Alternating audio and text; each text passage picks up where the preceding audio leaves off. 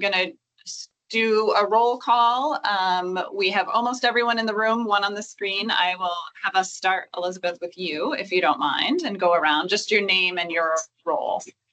I'm Elizabeth Jennings. I am the Director of Finance for Addison Northwest School District, and I am the member of the commission that is representing VASBO. I'm Jay Nichols. I'm the Executive Director of the Vermont Principals Association, and I'm representing the Vermont Principals Association. I'm Ann Cummings. I chair the Senate Finance Committee. I think I'm representing the Senate. Jeff Fannin, Executive Director of Vermont NEA. Hi, good morning. I'm Zoe Saunders, Interim Secretary of Education. Morning, Nicole Mace. I'm a school board member from Winooski School District, and I'm representing the Vermont School Boards Association. Morning, my name is Mike Licklider. I'm the superintendent of the Harwood Unified Union School District, and I'm representing the Vermont Superintendents Association. Morning, Jennifer Jack Samuelson. I'm the chair of the State Board of Education. Peter Conlon, chair of the House Education Committee, representing the House. Morning, everyone. John Castle. I'm the executive director for the Vermont Rural Education Collaborative. Good morning, Oliver Olson. I am the appointee of the Vermont Independent Schools Association. Thanks. Craig, I saw you on the screen. I'll go to you next. Yeah, hi, I'm Craig Bolio, tax commissioner. Sorry, I couldn't be there in person today. No problem. Thank you. And I'm Megan Roy. I'm here as the former chair of the Act 173 Advisory Committee and chairing this group. Before I Now we're on here it is. No. iPad, I'm not much help. I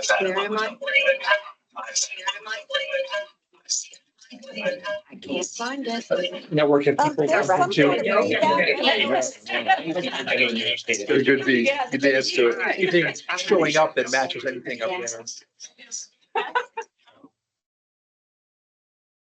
Nothing that doesn't require a password. There. No more. Okay. All right. Problem solved. Senator, you can look on one. Perfect. Thank you, everyone.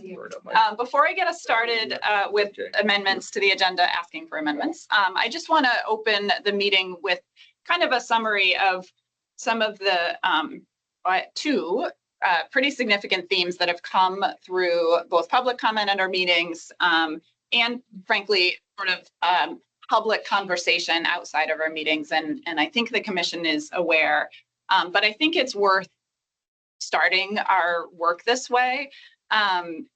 You know, I want to reiterate that the amount of engagement in this process is really important. iPads are a struggle, it looks like. Peter, if you turn your volume all the way down, that might be enough. Well, it still echoes on everybody else, but I thought it says it's muted, but it's not. If I keep talking, how are we doing? Okay. So just want to acknowledge the amount of engagement in this process is really important. We understand that there's a desire for a lot of engagement, and it is the desire of the commission to be able to engage in that. We are not always going to do that work perfectly, but it is our goal to allow the community to participate in this really important work. There's two things that we've heard really concretely. And frankly, we hear these two things from people who come to the commission with various perspectives. The first is a desire to focus on data. And I use that term data broadly. There is a desire. We've talked about data as a commission, but we've also heard it from the public. It's not about using data, but about making sure you use all the data and all of the different information that we have. Financial data, a focus on student outcomes. We've gotten feedback from folks concerned that we aren't focusing enough about exactly what students gain from our education system. The second theme that we've all heard collectively, and I've heard follow-up comments about, is concern about who's at the table for this conversation. I want to acknowledge that the members appointed by the General Assembly to this commission may not fully represent all of Vermont. So the folks sitting at this table. We can debate this, but I think it's important to say that out loud and state it as a reality. We can design this process to bring voices in, and I'm committed, as I know the rest of this commission is, to do that. But that's different than having a seat at this table, and we've heard about that a lot. That said, it's my firm belief that despite shortfalls that might exist in who is at this table and how the commission came about, we can't miss this opportunity to inform the decisions that are about to be made. My fear is that this work will be discounted before it even begins because of the concerns with the makeup of the committee. I hope that others can see this commission is doing its work in good faith, attempting to right some of the missed opportunities, especially in terms of who's at the table, because I think the consequences of throwing in the towel before we get started are significant. So I hope that today's conversation about how the commission will approach its work will help to allay some of those fears. But I just want to acknowledge that those are true statements. Those are true concerns that people have raised. And the best thing that we can do is leverage the capacity of the folks at the table to bring other people in on the process. So with that, are there any amendments to the agenda that commission members would like to suggest? Second. Jennifer Samuelson. Thank you. Should we talk about how members of the public should comment? I know there was some discussion about people dropping comments in the chat and whether, we are monitoring the chat, but I thought, to the extent people might want to put stuff in the chat, I thought it might be helpful to have the conversation, if that would be the appropriate vehicle or if we would prefer email. I'll make a logistical answer to that as opposed to the logistical part of the answer is we are not prepped in this meeting to use the chat for public comment. It's really difficult for folks at this table to be able to monitor it. Frankly, I can't monitor it. And therefore it's a little bit like people in the room having conversations. And there is an opportunity at today's meeting for public comment.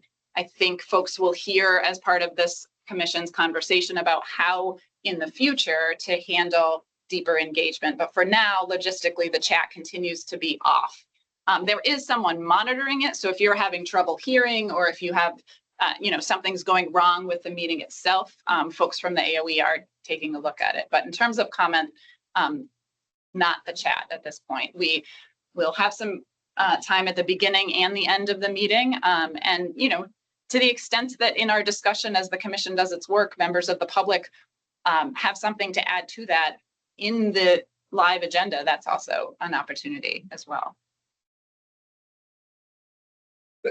Yep. Following along that, and maybe to add to the agenda, just a quick discussion on just established protocols for responding to emails, for example, to the entire board and how we handle that.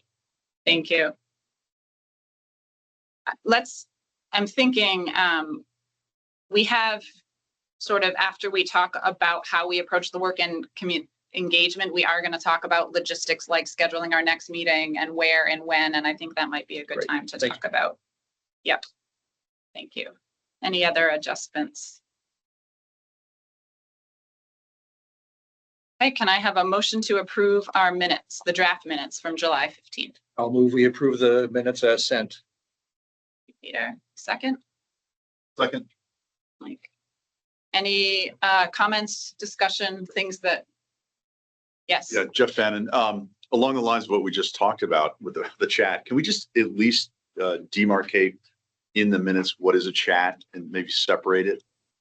I mean, it's kind of, you have to read them individually to see them as chats, but just a more distinguishable chats from the meeting so that, I started reading it, I guess, not sure if we're responding to it or along the lines of what we're just saying, just include them as an item in the minutes. I'm looking a little bit, I'll confess, I read the two documents separately. So I read the public comment as separate public comment. So I'm assuming that that's reflected in the meetings just under the public comment. In the minutes, it appears to me when that the minutes, or excuse me, the chat,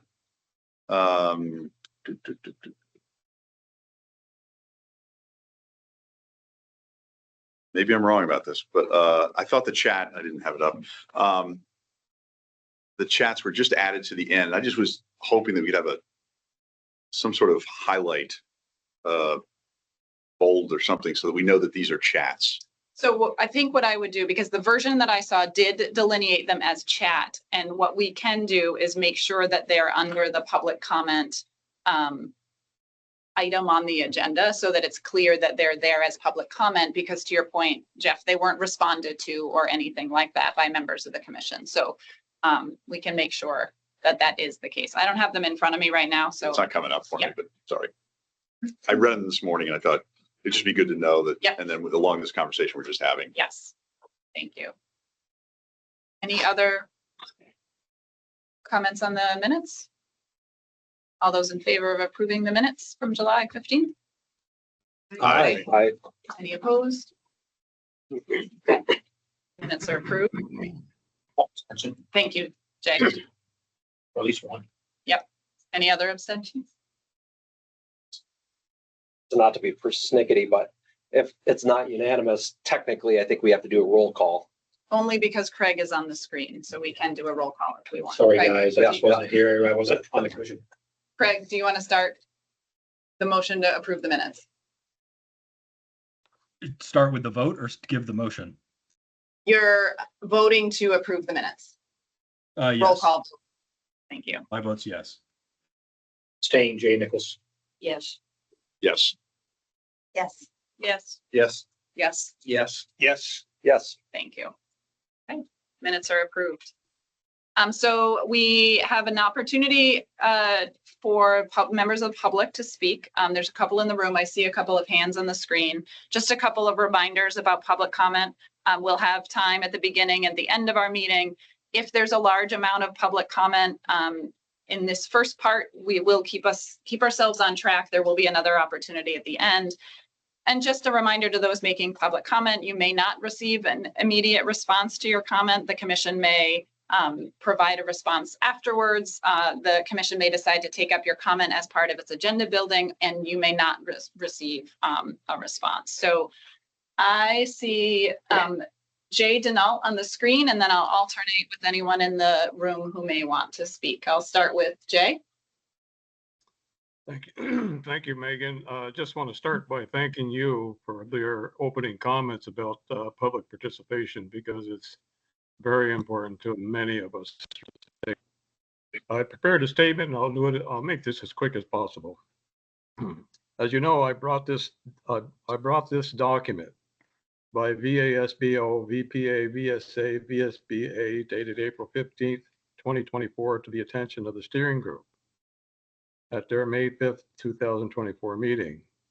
And I appreciate this opportunity to bring this document to the attention of the full commission, which has been endorsed by the presidents and executive directors of each of these associations, specifically sent to the House Speaker, Chair and members of the House Ways and Means Committee, Chair and members of the House Education Committee, and CC to all House members.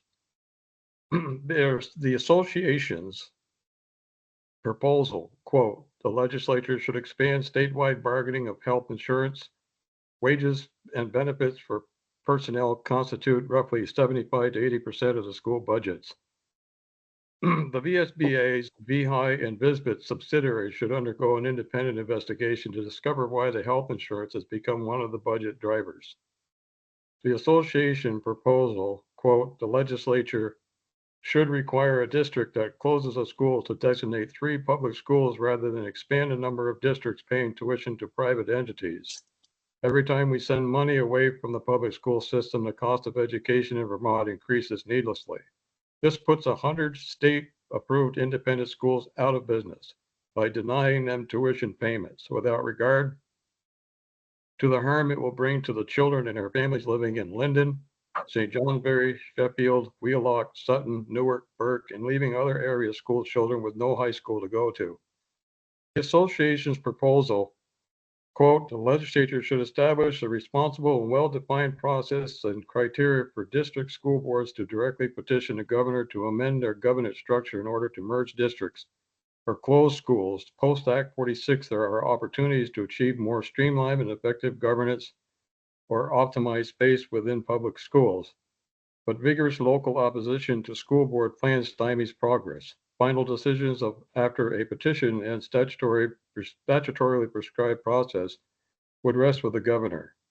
I see this as an outrageous attack on the constitutional democratic rights of the people of Vermont that seeks to replace democracy with a dictatorship.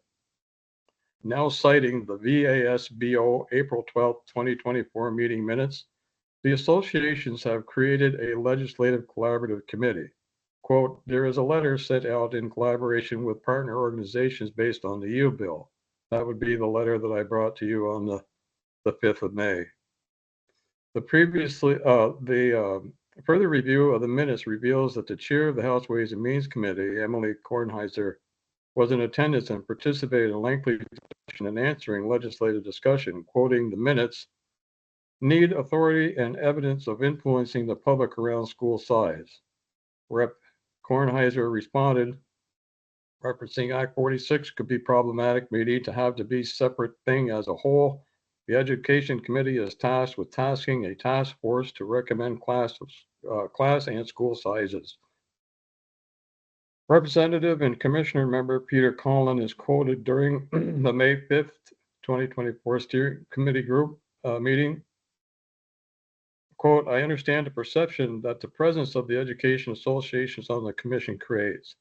It's been a criticism from the beginning that it's the same people sitting around the same table talking about the same thing. We are in a different point in time. I think that those associations have at least said publicly or said to me, they are ready to make hard decisions that they may not necessarily be the same as they may have made 5 years ago. With all due respect, Representative Collin, these documents are evidence that once again, the same people having been given a seat at the table to make the same decisions they did 5 years ago. And this is one important part of what I wanted to bring to you today. Indeed, indeed, it's a different point in time. The commission should know, excuse me, of the Franklin Community School Foundation, a caring communities project to create an endowment fund for the purpose of continuing the work of Act 67, the Community Schools Act, which sunsets this year and at no cost to the state fund. I would be pleased to provide you with their mission statement, bylaws, and articles of incorporation upon request. It should be obvious that such a caring community project will not be able to wrap its resources around its school, producing a safe, engaging, culturally rich environment, strong ties to family and community, resilience, vitality, and a clear focus on student achievement and well-being if the community school is closed. Thank you. Thanks, Jay. Are there any folks in the room that want to comment now? Ken, go ahead. Thanks. Thank you, Madam Chair, and everybody. I'm Ken Fredette from Wallingford. We appreciate the opportunity to speak, and I say we because I am a member of the steering committee of the Friends of Vermont Public Education, and I speak as a representative of that group today. You can find information about us at savevtpubliced.org. We know you have to provide preliminary recommendations for consideration during the forthcoming legislative session. On that very tight schedule, we respectfully suggest that at a bare minimum, this commission insists that private schools show us their books. For one thing, it is a daunting challenge in itself to construct a plan to reel in costs while still providing solid educational opportunities for all children. But to do so without clear understanding of what those costs actually are, make that challenge virtually impossible. That's some of the data that Chair Roy spoke to in the outset here. We have heard private schools lament that it would cost too much to provide detailed financial information, and yet they are siphoning money away from our public schools that are required to provide those details line by line every year. And it is woefully insufficient to simply provide the bottom line because it also reported that tuition rates for some entities are multi-tiered depending upon who is footing the bill. That is, in some cases, higher rates are charged for students attending with taxpayer support than those being paid for by parents and guardians. Taxpayers have the right to know how their money is being spent. We can talk about things like equity, compliance with anti-discrimination laws, and student achievement down the road. And hopefully not too much further down the road, mind you. But since this commission was created in response to rising property tax rates, we submit that total financial transparency by any group accepting public monies is an obvious starting point to build your work upon. I wish you all the very best with this task. And again, I am perfectly willing to help in any way you see fit. Thank you.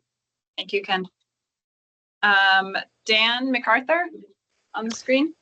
Yes, thank you. I am Dan MacArthur, School Board Chair in Marlboro, also a member of the board of the Vermont School Boards Association. Two things. Thank you for allowing the public to comment. I appreciate that.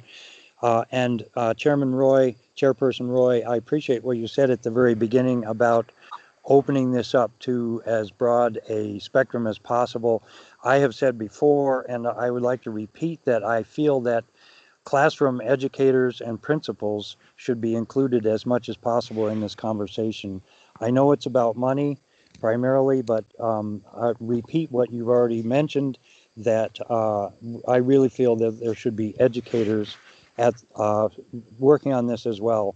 My second comment has to do with a consecutive running commission on school construction aid.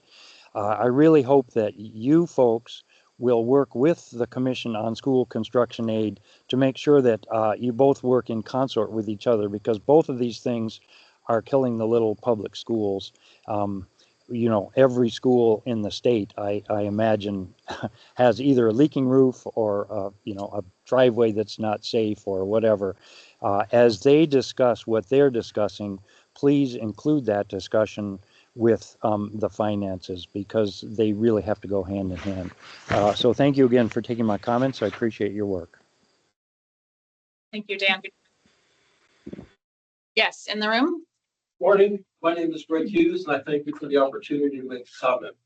I'm a friend of Vermont Public Education, along with my friend Ken here, and I spent 12 years on the Bethel School Board from 1994 to 2006. I'd like to share with you a brief 35-year history of our schools in the White River Valley Supervisory. This SU is geographically large. It's made up of 10 towns and includes parts of Addison, Orange, and Windsor counties. In the early 1990s, our schools were full. In Bethel, we had a number of temporary classrooms behind the school, and the library became classroom space. In response to the bulge in our school-age population, legislative changes allowed private schools to help educate these students. The private school in the White River Valley is a good example.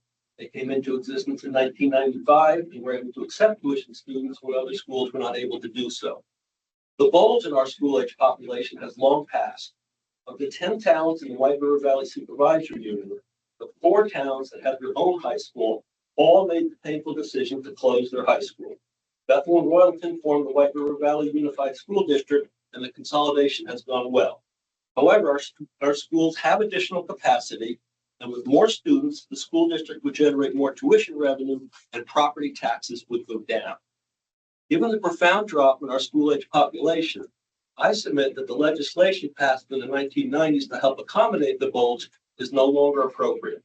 As this commission determines how to reduce the cost of education, it's now time to revisit the policy of giving public money to private schools. Times have changed, our school-age population has changed, and our legislation should change.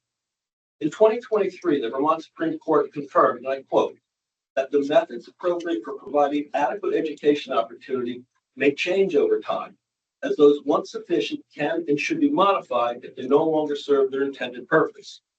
In Vermont's White River Valley and around the state, supporting private schools with public money no longer serves its intended purpose.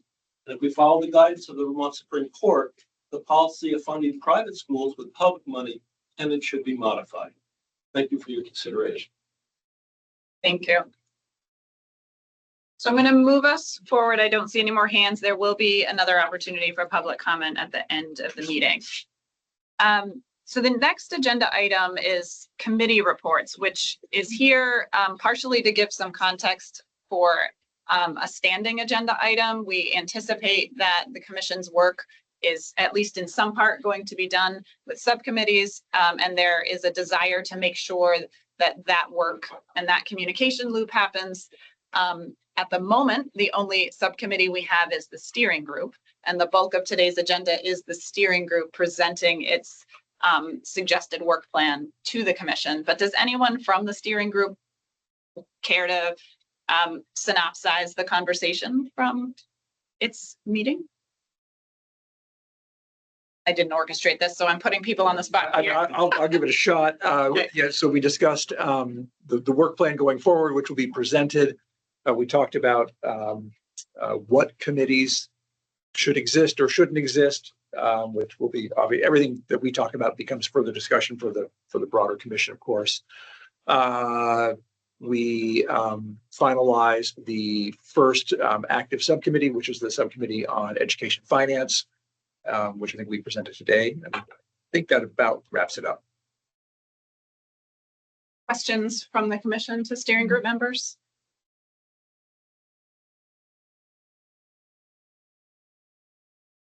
So our next agenda item, I will turn it over to Zoe, although she may not drive the entire time, but both the full commission and the steering group had a conversation about some amount of data that is important to ground our work as we get started. It does not preclude that there is more information and data that needs to be gathered, but there's some really important information that needs to be gathered. So Zoe and her team have been working on that and have a presentation. So I'm going to turn it over to at least you to start. Yeah, excellent. Good morning, everyone. Pleased to provide this overview. What you'll expect in this presentation is we'll begin by providing the legal context and really clarifying per state statute the right to education in Vermont. From there, we'll provide an update on the Agency of Education's Listen and Learn planning, review progress to date, preview what's to come with the intention of aligning the agency's work to also support the commission. From there, we'll go through a state data profile. Today, we'll be sharing information at the supervisory union and school district level, along with aggregated data of independent schools. Subsequent reports will drill down into regional reporting and also looking at like schools, and that will be coming forthcoming. We'll also conclude this presentation by opening it up for comments and feedback and helping us to prioritize future analysis, which is both quantitative and qualitative in nature as we move forward. So with that, I will turn it over to the Agency of Education's legal counsel, Emily Simmons, to walk through the legal background. Thanks so much, Zoe. Am I coming through clear enough? Yes. Okay, thanks so much. So we wanted to provide a few very high level sort of sources of law to get those on the table for the commission. So the first is going to be from Vermont's Constitution, which does establish the right to education in Vermont. I'm sure we're all familiar. We have an education clause in our Constitution that has existed since the first Constitution and is, in fact, the only called out specific service of government to have been included in that Vermont Constitution. So establishing the right and also hints about the importance of that right to education from a constitutional point of view. Next, we have the landmark case, State v. Brigham from 1997, where our Vermont Supreme Court interpreted the education clause and found a constitutional obligation as a holding of the court for the state to provide public education. In that, I thought the seminal quote here was that the state may delegate to local towns and cities or school districts the authority to finance and administer the schools, but it cannot ever abdicate completely that basic responsibility that's found in the Constitution and is assigned to the state. In other words, by passing it on to local governments, which are themselves in Vermont creations of the state.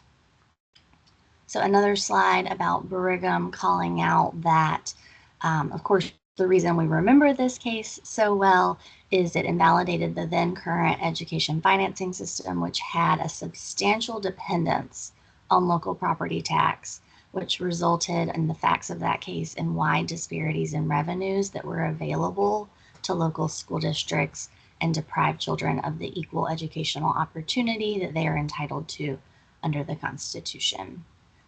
Then another slide on Brigham. Here I wanted to call out that the court did elaborate somewhat on their holding that absolute equity of funding is not necessary and probably just as important, not a practical requirement to satisfy the constitutional command, and that the court expected differences among school districts. You can imagine size, special education, transportation, other factors will invariably create unavoidable differences in per pupil expenditures. Equal opportunity does not necessarily require precisely equal expenditures, nor does it prohibit cities and towns from spending more if they choose, but it does not allow a system in which educational opportunity is a function of district wealth. So moving on, we saw the General Assembly respond to Brigham with, first of all, Act 60. We have this Section 1, which begins the Vermont Statutes on Education in Title 16 with this expression of the right to education in Vermont, right? So this was adopted in 1997. It states here, I'm sure we've all read it many times, just to call out the several concepts that are included here, and that in 1997, the General Assembly felt all needed to be included here in this important Section 1. So first, stating the right to public education as integral, as important to the Constitution's other guarantees of political and civil rights, that the right to education is foundational for success in a rapidly changing society and global marketplace, as well as for the state's prosperity. Then the concept that to keep democracy competitive and thriving, students should be afforded substantially equal access to a quality basic education. Again, that's echoing the court's findings in Brigham. However, they stated one of the strengths of Vermont's education system lies in rich diversity and ability for each school district to adapt its education programs to local needs and desires. So then to sum it up, very familiar from Vermont, therefore it is the policy of the state of Vermont that in Vermont, all children will be afforded educational opportunities that are substantially equal, although educational programs may vary from district to district. And then one more source of law from our statutes that have been adopted and updated more recently than 1997. We have our references to statewide learning standards. The education quality standards have been around for many years. There in Section 165, it states that in order to carry out Vermont's policy, again, that all Vermont children will be afforded educational opportunities that are substantially equal in quality. Each Vermont public school, including CTE, shall meet the education quality standards that are spelled out in the statute and elaborated in State Board Rule 2000, the education quality standards. Then, as many of us are familiar, more recent language added in G establishes Vermont school district quality rules that regard the business, facilities, management, and governance practices of school districts, and those are adopted by Agency of Education Rule 100. So they're laying out what, just in my opinion, I thought were the major sources of law that we have for what children will be afforded in Vermont from the state's perspective. So I can turn it over. Thank you, Emily. We thought it was important to start with this legal context, as today and through our work plan, we'll be defining terms, and we've talked a lot about educational equity. Thought it was important for us to ground our conversation in what is currently in state statute regarding equity and quality standards. So I'm sure there'll be further conversation around that, but wanted to provide that as a backdrop. As we move into an update on the Agency's Education Listen and Learn Tour, I share this in an effort to really be coordinated in our work so that we're creating synergy and leveraging the learning that's happening to provide input to the commission and also to incorporate some suggestions you might have as we move forward. So in the fall, the agency will hold a listen and learn tour to engage with education leaders, teachers, staff, parents, families, and community members. and students as well, as we work to ensuring equitable access to high quality educational outcomes statewide. A key part of that is to inform and align the agency's strategic plan with the needs of the state, and also look to share input gathered with the commission on the broader work around establishing the vision for the future of public education.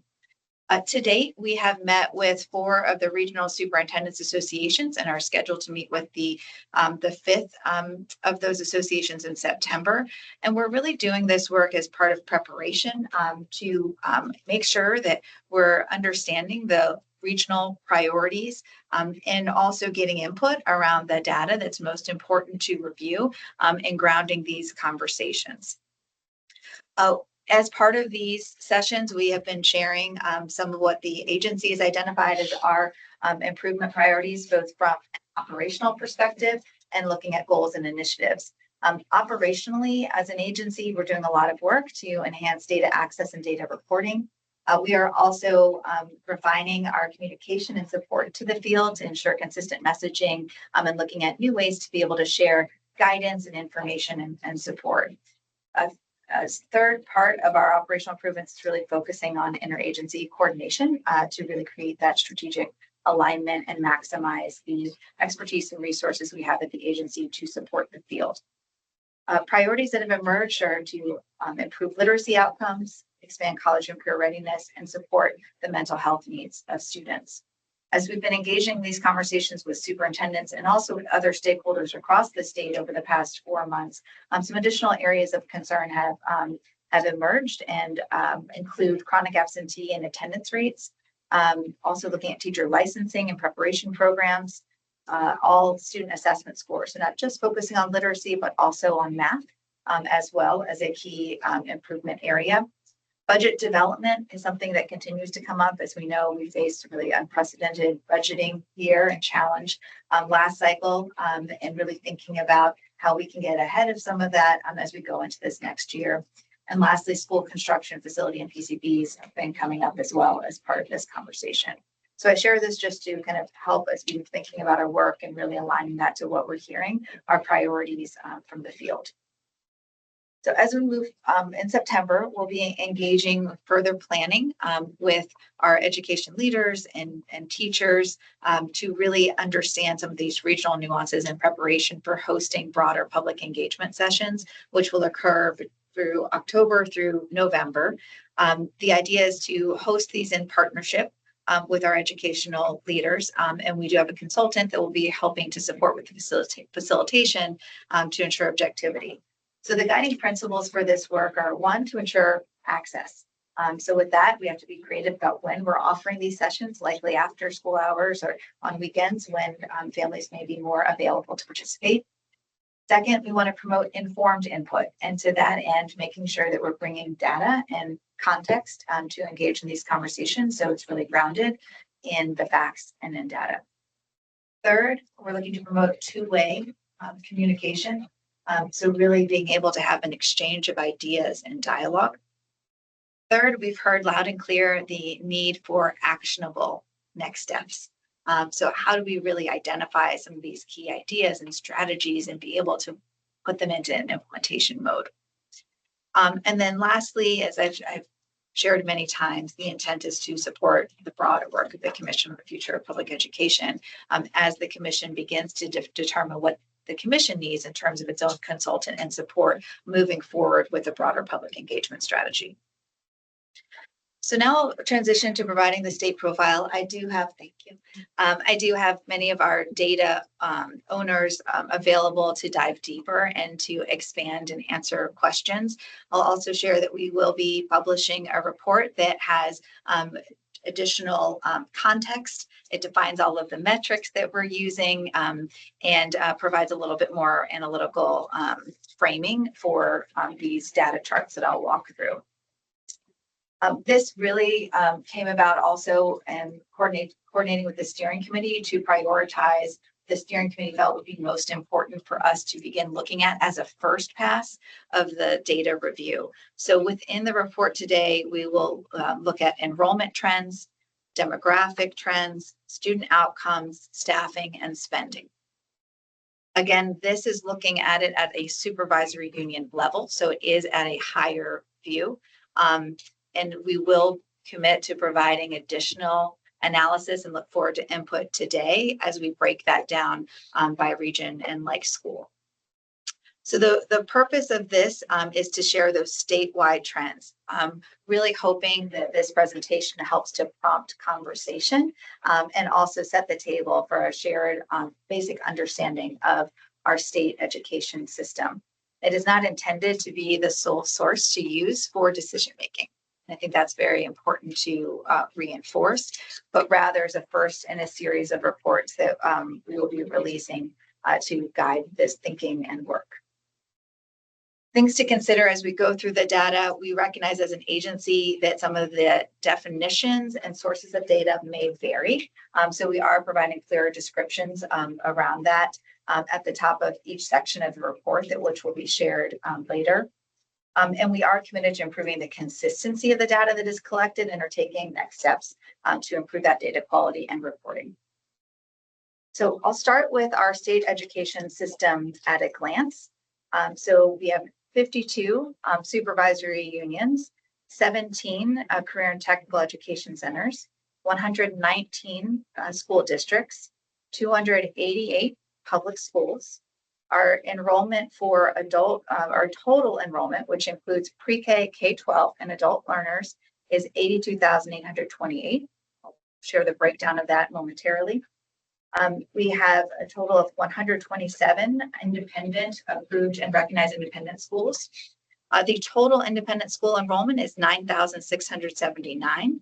That does not include all of the students. The number of students that actually receive public tuition is less than that. This is the total number of students in independent schools, and home study enrollment is 3,505 students. Does that, if I may, does the independent school enrollment also include therapeutic school enrollment? I'll get back to you on that. Okay, we'll ask our experts. My assumption is yes. Just a suggestion, I think it would be helpful to separate the approved independent schools from the recognized schools because they're very different creatures. Agreed. Yeah. Agreed. In terms of national rankings, Vermont ranks 46th in terms of school size. So we have some of the smallest schools in the country. We rank 5th in total expenditures per pupil. We are first in terms of the number of teachers per 100 pupils, and also first in staff per 100 pupils. Looking at the National Assessment of Educational Progress, or known as NAEP, we rank fairly high in literacy for 4th grade 11th and for 8th grade 5th. However, as we'll look later, there are some downward trends that we'll be paying attention to as we continue our literacy work. And in math, we're ranking more towards the average, with in 4th grade ranking 28th and in 8th grade 21st in our math performance on the NAEP assessment. So key takeaways as we dive deeper into the data, as we look at our enrollment trends, overall enrollment, so total enrollment here is defined as including pre-K, K-12, and adult learners. That has increased by 6.2%. And when looking at K-12 specifically, we have had a decrease of 14.2% of our students since the time period that we're measuring here. Changes in total enrollment do vary as we look at supervisory unions across the state. And they range from a decrease in 3.7% to, and some having a much higher decrease of 16.6%. So it's not evenly distributed in terms of the enrollment declines across the state. And I do want to point out, we made a note here too, as we look at pre-K enrollment, this is likely attributed to an increase in the number of pre-K spots available and not representing an increase in the number of students in the population. Moving into student demographics, I just kind of want to orient you to what you'll be seeing as we go through many of these slides. We've also organized our supervisory unions by size, just to kind of get an overall range of patterns that we're seeing by size. I think it's important to note that as we look at supervisory unions, many have different districts underneath them that have great variability. And so just to keep that in mind as we're analyzing the information. So statewide for our free and reduced lunch population, we have seen a slight decrease here. I do want to note that some of this from the 2022-23 school year may be due to the fact that we now have universal free lunch. And so that results in a lot of families maybe not completing the forms. So we are looking at having a more accurate measure of poverty as we move forward to have that continuity and understanding the trends. But I think what is important to note is that it does vary widely, with some of our supervisory unions having about 8% of students qualifying for free and reduced lunch, and others up to close to 70%. In terms of our special education population, that has increased a little bit over time. And I think here too, you can see the range from 10% to about close to 50% in terms of the number of students that have an IEP. English language learners, you can see here a slight increase from 4.9% in 2020 to 5.2% in 2023. Again, a lot of variability. The English language learners population tends to be localized in a few SUs and may not be evenly distributed across the state. Overall, as we look at some of the trends here, we tend to see higher rates of free and reduced lunch students at smaller supervisory unions, along with higher rates of special education students in our smaller supervisory unions. As it relates to ELL, we're not seeing those patterns. It's relatively consistent, whether it's very small or larger. As we continue, I think this is a repeat that the colors were supposed to be improved. So there you go there. We'll continue to make refinements before publishing. Moving into student outcome trends, I'll walk you through our state assessment results along with the NAEP results. So here we're looking, it's important to keep in mind that we've administered different tests over the years. So this is comparing 2015-16 to 2022. Note here that in 2019, the test was not administered because of the COVID-19 pandemic, and in 2021, there was inconsistency. We didn't have very high participation rates, so it's hard to have validity with those measures.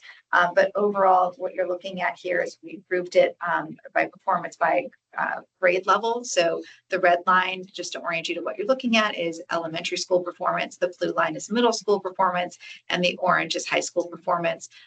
Overall, we've seen a pretty big dip post-COVID with about 10 percentage points. For math student outcomes, again, just orienting you to what you're looking at. The green line is the elementary school performance. The black line is the middle school, and the blue is your high school performance. We're seeing significantly lower math performance, and we're seeing a lot of variability by grade span. The National Assessment of Educational Progress is the one consistent measure that we have to compare performance across the country. And so this is we have an interesting chart as we look at fourth and fifth grade reading results. In 2015, the state of Vermont was one of the highest performing on that assessment, and over time has been decreasing to more of the middle range. So just important as we look at our trend lines. While we do tend to be higher performing in the nation in reading, this is something we want to pay attention to as we're making sure that our students are prepared moving forward. Also looking here at the national, the NAEP trends by math, and seeing a pretty steep decline in math for our fourth and eighth grade students. In the year 2022-23, the state of Vermont implemented a new state assessment, and so it is somewhat challenging to compare that to our prior assessment. So we're just calling this out as a snapshot. We will have a second year worth of data that will be available soon, where we'll be able to compare trends and to see those patterns. But looking at these results by grade, the proficiency rates of students in English language arts range from 43% to 57%, and in math, 33% to 55%. See variability by grade level. Wanted to spend a little bit of time looking at student outcomes by subgroup. And I know that's a big focus of the commission, is really thinking about equity. And so when we're analyzing subgroup, we're looking at performance of different groups of students. So the green is representing all students in Vermont. The red bar is representing those students that qualify for free and reduced lunch. The blue is representing those English language learners, and orange is representing those students that are part of our special education system. And on average, there's roughly a 20% gap in performance for students on free and reduced lunch, and over 30% gap for English language learners and special education students. Graduation rates, here we are looking at both the 4-year rate and the 6-year rate. The peak for our graduation rate was in 2018-19, and we've been having a slow decline with 2022-23 graduation rates being lower than previous years. Now, as we move into staffing levels, here we are comparing the number of staff per 100 students. And we're looking at the years of 2019-20 compared to 2023-24. And what we're seeing in these trends is an increase in the number of teachers per 100 students. We're also seeing pretty sizable number of support service staff. And I think an interesting trend as we look at this by the SU size, we tend to have more teachers in our smaller supervisory unions than in our larger supervisory unions. And that pattern is consistent with our leaders as well, and with support services. So as we look at staffing salaries, this is also increased comparing 2019-20 to 2023-24. Also, I think it's important to note here that in our larger supervisory unions tend to compensate staff higher than our smaller supervisory unions. So that does point to potentially some challenges with recruitment and retention for our smaller supervisory unions. This is breaking down the staffing salary ranges, again, comparing 2019-20 to 2022-23. I think what's interesting as we start to look at this data is not just the average, but looking at the range. And it's quite a considerable range. As we dig deeper into this data, I would imagine that there are a number of outliers that we would need to tease out. But I think it'll be important for us to look at this as we think about recruitment and retention efforts across the state.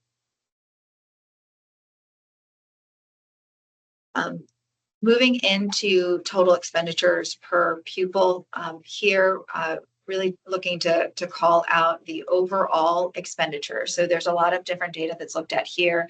Sometimes, particularly during the legislative session, we're budgeting, we're looking at what we're calling spending. This is expenditure, which means what was the actual that was actually spent at the end of the year, and that does include capital. And we might have some further conversations, as I would expect, around that. So we're looking at from 2020 to 2023, an increase of 25,438 to 30,000 that time period. And again, as we look at this in terms of the groups by supervisory union, we're seeing that our smaller supervisory unions tend to have higher expenditure, and our smaller supervisory unions lower expenditure. Keep in mind that this also is coupled with the fact, as we learned earlier, that our smaller supervisory unions tend to have higher numbers of free and reduced lunch students as well, and higher numbers of students identified for special education. Breaking this down, we're looking at specifically here, the funding source. And so what you can see here is that largely our funding for education in Vermont comes from local. I'm listening to the education meeting at the state of. Unusual that school started on a Monday. I thought I always started. Just a quick reminder, thank you for those on the screen to mute. And outside of the infusion of additional federal dollars for ESSER during COVID, our federal dollars are less than 10%, tend to be for our school budgets. Here we're looking as a J curve. Yeah. Quick question, going back a slide. Do you have the data, or could you get the data about special ed federal funds? Yes. We'll provide some high level data here Yep. around special education a little bit later in the presentation. And also want to call out that the agency is in the process of doing a comprehensive special education report to dive a little bit deeper into the variables that are driving that and to think about quality also. Thank you. So what we're looking at here, and I'm just going to orient you because there's going to be two slides that we're going to see that are comparing multiple metrics here. So the color coding is significant and that it's representing the percentage of poverty for our students. So the red and orange are significant, are indicating high poverty rates, whereas the green are low poverty rates. So what we're looking at here typically is our trend that would be expected is that where we have higher enrollment, we tend to have lower spending. We also see here in some of the red and orange that we would expect to have some higher spending where there might be greater needs of students. And this is by SU, not school district, right? This is by supervisory union, yes. So as I mentioned at the onset, there may be significant variability within the supervisory union depending on the composition of the districts that they oversee. And I meant to ask before on the groupings of SUs, I think there were 4 different groupings. It would be helpful if you could include the number in each of those groupings. I was wondering, like, number 1, is that an outlier? Are there only 3 or 4 in there, or is it 20? Yeah, absolutely. So we can provide some of that additional detail as a point of reference. I think would be very helpful. And so that's in the appendix. Oh, perfect. So in this next slide, we're looking to compare, analyze trends related to spending, performance, size of supervisory union, and also need. So just to orient you before we get deep into the chart here, again, the color coding is representative of percentage on free or reduced lunch. So red and orange represent our higher poverty supervisory unions, and green represent our more affluent supervisory unions. The size of the circle represents the size, is proportional to the size of the supervisory union. And as you're looking at this quadrant, if we start with the performance by ELA and math, the performance here that is being measured is based on the most recent state assessment. So this is one snapshot in time. And here, if the upper right-hand quadrant is representing higher performing based on that state assessment in ELA and higher spending. And then on the left-hand side, this would be higher performing and lower spending. So as we kind of take out a couple of different examples just to look through this. So this circle here, this orange, is a relatively larger supervisory union as an example, with fairly high poverty rates. Is higher performing and also higher spending. So when we think about equity, we would think about a lot of times our orange and our red being up in this quadrant because we would expect there may be higher needs for the student populations, but that those investments would translate into higher performance. Versus below, lower performing and higher spending. So there's greater rates of spending, but the performance of the students in ELA is lower than our national averages. This isn't getting into understanding the why, right? That needs to get into our next round of conversations where we think about where money is being invested and what other additional potentially sources of support may be required to help these students thrive. It'd be interesting because this is total expenditure, so it includes SPED expenditures. It would be interesting to disaggregate the SPED expenditures so you can see not just total non-SPED to do the comparison of the high spenders, because presumably all the greens in the left-hand quadrant, the lack of SPED spending is probably a key driver there. Interesting, because we did already point out that pattern. So thank you for that.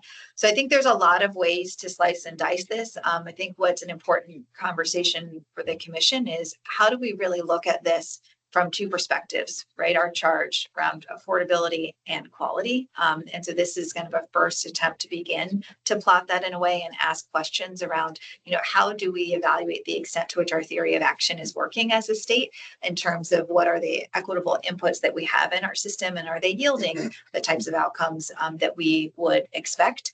And there's a lot more that we can study around this that I think would be helpful. as we move forward. So go ahead. And I would just note that these equalized pupils are the pre-Act 127 weights, correct? So, those were sort of outdated weights in terms of accounting for the cost of educating students living in poverty, the cost of educating English language learners. So I understand we don't have assessment data to match up to the new weighting system, but just want to clarify that these equalized pupils are the older version, I would say, of equalized pupils than we have currently. In terms of the assessment results are 1 year lagging, but the expenditures are from this most recent year. Which is still the old FY ways. 23 total expenditure equalized pupil versus VCAP student performance. So I think that's just a clarification, which I would assume it's the spend and the performance are the same year. Yes. And the new weights did not go into effect until FY 25, which is the year we're in right now. So you don't have assessment. Right, correct. We don't have that. But that raises a good point because there's a little bit of almost double counting in that. So it'd be helpful to look at equalized pupils, but also actual pupils as well. The question on a possible statement, was this the VTCAP data from last school year? Yes. I think it's important to note too, that that was the first year that this test was implemented. The previous test was discontinued. This test was adopted a couple of months before the actual implementation, and there were a lot of field issues with that implementation. So I would not, all data is good, but we just have to be careful with the amount of stock that we're putting into a 1 year snapshot of a new test. I think there's value too to look at kind of averages, right? Because there's some sustainability in that. I would say that what's interesting about the overall patterns with VCAP, which was the first year that it was assessed, is actually showing some upward performance compared to prior years on a former test. Now we're comparing, apples to oranges a little bit there, but just to point that out, that that'll be an interesting trend as we start to look at this next year's data and have 2 years worth. So we're talking about 3rd through 8th graders and 9th graders. And are we talking about in this data, is it all students in those grades, including independent students? Representation would be all students that took the state assessment. And according to the supervisory union in which they would reside. Correct. So this is a high level aggregate. Yep. Thank you. So I think really the point of this, and you're calling out, there's a lot of different ways to refine this and to report this, and certainly being able to pull in different data factors. But I think conceptually, just the ability for us to look at all of these different components at once is really helpful as we engage into this broader conversation, to be intentional about supporting decisions that are financially responsible in terms of sustaining our education system and are producing great outcomes. I do think it's worth noting as well that there's probably a way to round this out and include some other measures that are not strictly tied to the state assessment. And those, I think, are really going to be part of our rich conversations as we move forward, where we really get at how are we defining, educational equity for our state? How do we measure that? And on the other side, how are we measuring and quantifying the financial and operational viability of schools and school supervisory units? So I think those are 2 parts to this puzzle. Well, and I think those are the 2 parts of Act 60, right? So it was equalization of access to funding and resources, but it was also supposed to be about education quality. And we as a state have defined what it means to do the education quality standards. I think what's been missing is monitoring, enforcement, support, and identification in a consistent way. So I appreciate the work that's being done. And it feels a little hard to be starting this work at the same time we're questioning the funding, because we've had 2+ decades where that's been lacking, and I think could have better informed decisions both at the state and local level around more effective strategies to achieve quality results within, so appreciate the work that you're doing. And that was the point of Act 60. It was not just the funding, it was the quality piece, and we have not focused enough on the quality. We're certainly, as an agency, focusing on that piece. And I think you raised the question around accountability, right? Yeah. And ensuring accountability. And some of accountability comes with having visibility, right, to the performance and the data. And so part of what we're doing as an agency is ramping that up so that we're really getting that visibility and understanding where there are challenges between the theory and the implementation, right? And what's happening in terms of those gaps so that we can be supportive in providing resources and guidance to help to get to the goal, right? Because the goal, as you look at this, just simply put, would be our red and orange might be higher performing, but they're higher spending, but they're also higher performing, right? Whereas our more affluent communities, which would be in the green, would be high performing or spending in this quadrant.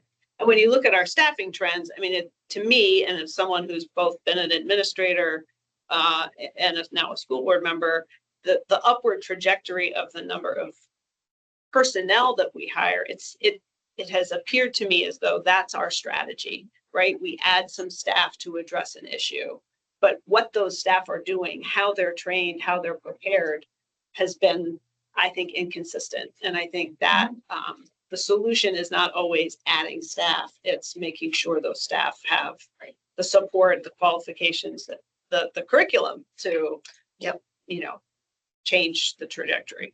Yeah. So training and quality programming is a key piece of this too. Yep. I also think it's important to look at other variables. I think about implementation of things like Act 173. That certainly changed the financial landscape, but also a push for MTSS and how that impacted special education services. But I think also, certainly in the pandemic period and post-pandemic period, I think which was indicated earlier is the increase in chronic absenteeism. So those things I think have certainly influence, assessment results. When you have students that are missing 60 days, 70 days, not even there for testing, those things are, I think, an important variable to consider. I think what you're calling out to are, what we're looking at here are really outcomes, right? And I think we need to be intentional and think what are the key inputs. And a lot of that has been delineated within the education and district quality standards, right? The degree to which those inputs are being implemented with fidelity across the system and evaluating the yield towards the outcome. So there needs to be, I think, accountability and oversight on both sides. So special education has been brought up a lot already in our conversation, and this is a very high level overview. I anticipate there'll be a lot more questions, and we're digging deeper into this work. But overall, one thing to note, and this group has already raised, is it's as we look at these numbers and comparisons, it's important to note that there were significant changes in terms of how we fund special education through Act 173, which you're seeing represented on this chart in the 2022-23 school year data. I think it's also important to note that the rollout of those changes will take several years and won't come into effect fully until fiscal year 2027. So just to make that note as we're analyzing this data. Overall, we are seeing an increase in the expenditure for special education students. And some of that is also related to, as you look at the relationship of our enrollment, we have declining enrollment as a state, but we tend to have more students identified for special education services. And also there's an increased allowable reimbursement rate for those students with high levels of acuity. So all of that does play into the overall special education spending as a state, but we'll need to dive deeper into this work, and we'll provide some additional data and framing to engage in that conversation. I do think it's important to note the range as we look at this. And again, there's a lot of variability across the state in terms of the special education population. And some of that is correlated with also our size of our supervisor units. So I noted this one, it says per pupil. It doesn't say equalized pupil. So I think the more as we go through these slides, I think we really need to get grounded on what we're using as the how we're counting students. And I think equalized pupils is used for funding purposes, but I think for comparative purposes, the data is going to start getting a little wonky if we use those numbers. Yeah, I appreciate that. And so as we're kind of finalizing a report that has kind of guidance around the metric and how to define those terms, we're providing some additional context there. And I think it is important just as a state that we can begin to get very consistent with the terms we're using and when and where we use certain metrics and why. So I think that's an excellent point. So in terms of what comes next, I've mentioned this report. We do have a fuller report that provides a little bit more narrative in kind of contextualizing these results. We will be publishing that this week. Wanted the opportunity to come to the commission and hear any feedback that you may have in terms of making sure that as we're pushing out this report that we're really clear on kind of responding to what might be some burning questions that come up through this discussion. We are engaged, as I mentioned, as part of the Listen and Learn and working with our education leaders in September to really develop and shape the conversations that will happen with the general public in October and November.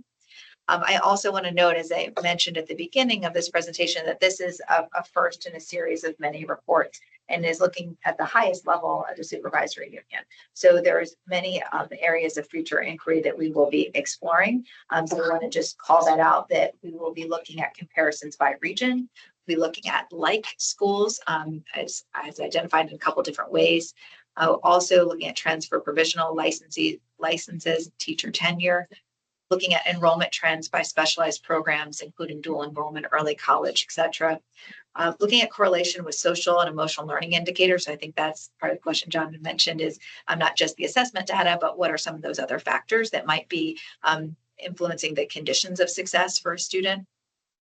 We are in the process of bringing together additional budget data. So one thing that's important to note is sometimes we actually need to collect more detail around the budget to be able to analyze that. And a key area that we will be focusing on are the mental health care costs as well, and being able to quantify that expenditure. Kindergarten readiness is an area that we want to also bring into this conversation as we look comprehensively around our education system, and are doing this in coordination with the pre-K committee.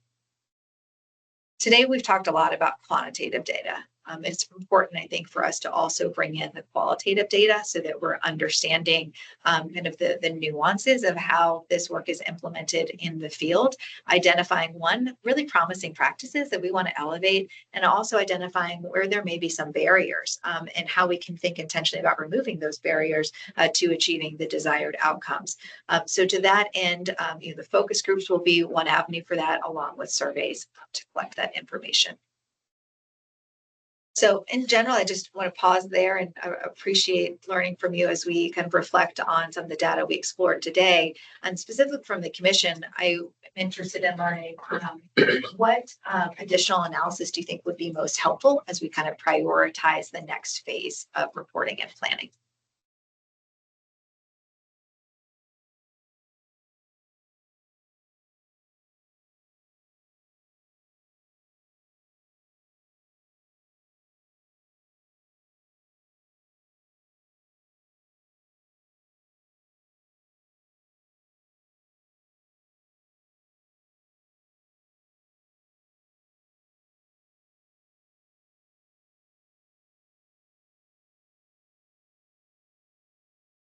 I get us started because some of what I heard that I reflected on, certainly additional analysis around special education spending and service delivery, I think came through in our conversation today.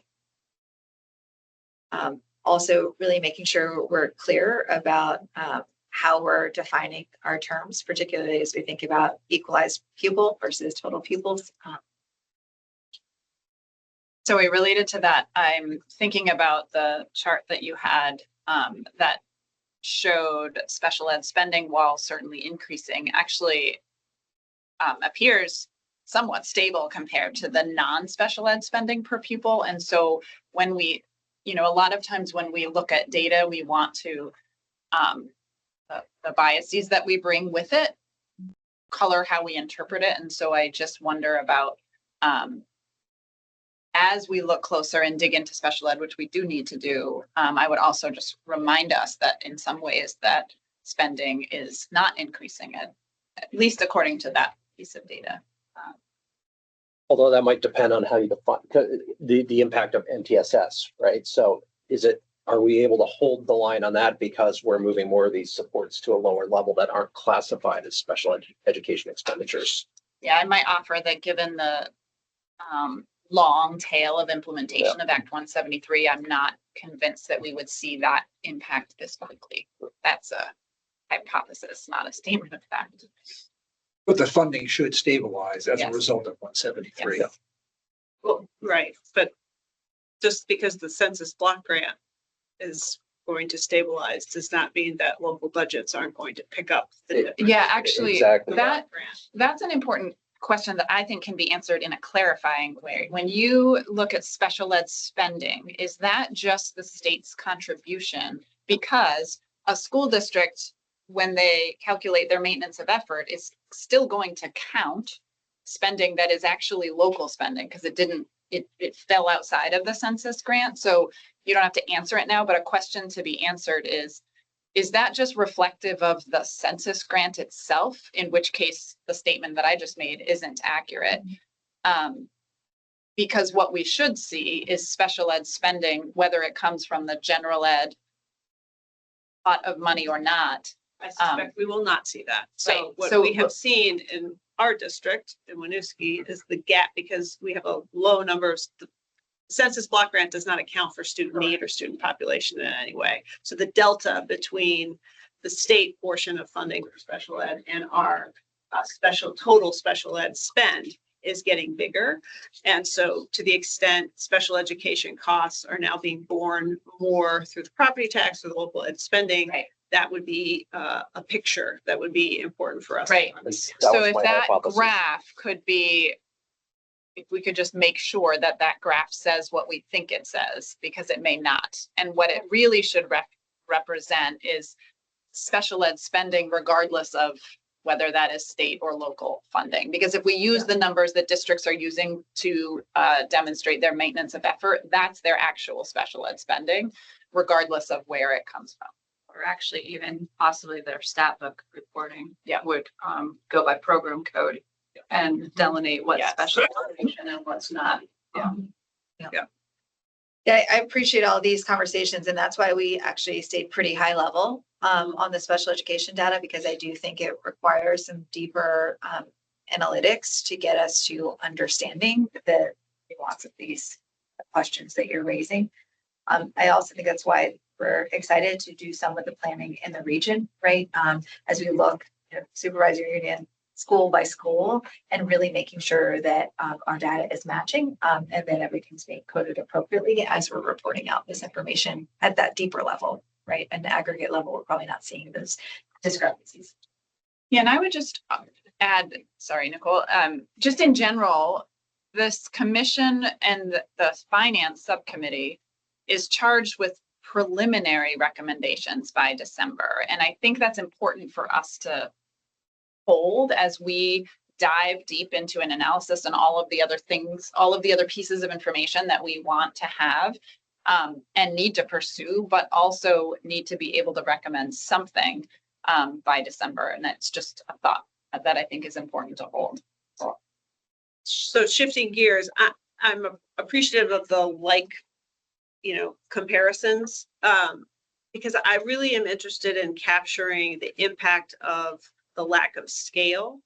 So when we just look at comparison of, total expenditures would be interesting, but expenditures per equalized pupil, we have many large districts who have low expenditures per equalized pupils, but maybe compensating their teachers at over $100,000 a year, where you have other districts who can barely compensate teachers $55,000 a year, but their spend per equalized pupil looks much higher. Right. The relative impact on the ed fund, which is what really we're all here to put our heads together around, is total statewide ed spending. I think in some conversations I've had, it's like, well, we just need to focus on closing schools, right? Like that's something that's come up. But the impact on the ed fund by closing a small school with 5 teachers earning $50,000 a year versus high staffing counts when we're compensating at 100. Like, we need to unpack that a little bit, because it's far too easy to say you spend at this level per equalized pupil, and that is where we need to zero in on, versus all the spending decisions that happen around the state that are potentially, masked over by the scale that exists in terms of, sort of dialing in on what solutions we might want to be looking at comprehensively. So we're not just focusing on small communities, small schools as being the driver of our spending problems. Yeah. And I think as we look at this, and we go into this work, it's not a one size fits all. But I think that's why we first need to really be clear on how we're measuring financial and operational viability and education quality, and what are the mechanisms to get there. If a school or SU isn't able to, right, there's a menu of options that could be explored, that consolidation and merging might be one. Looking at staffing might be another, or class size, thinking about sharing resources may be another avenue to explore. And I think that's kind of that next step as we think through that menu of options, including a foundation formula. But I think recognizing that a foundation formula alone is probably not sufficient for this work. It'd be interesting to see if you could double click into a profile of districts that have a combination of low spending, high performance, but challenging demographics to work with, and however many districts those might be, to double click into, how are they doing it? What makes them different from their peers? Getting to those exemplars too, and what are some of those really promising practices that we want to elevate and scale across the state?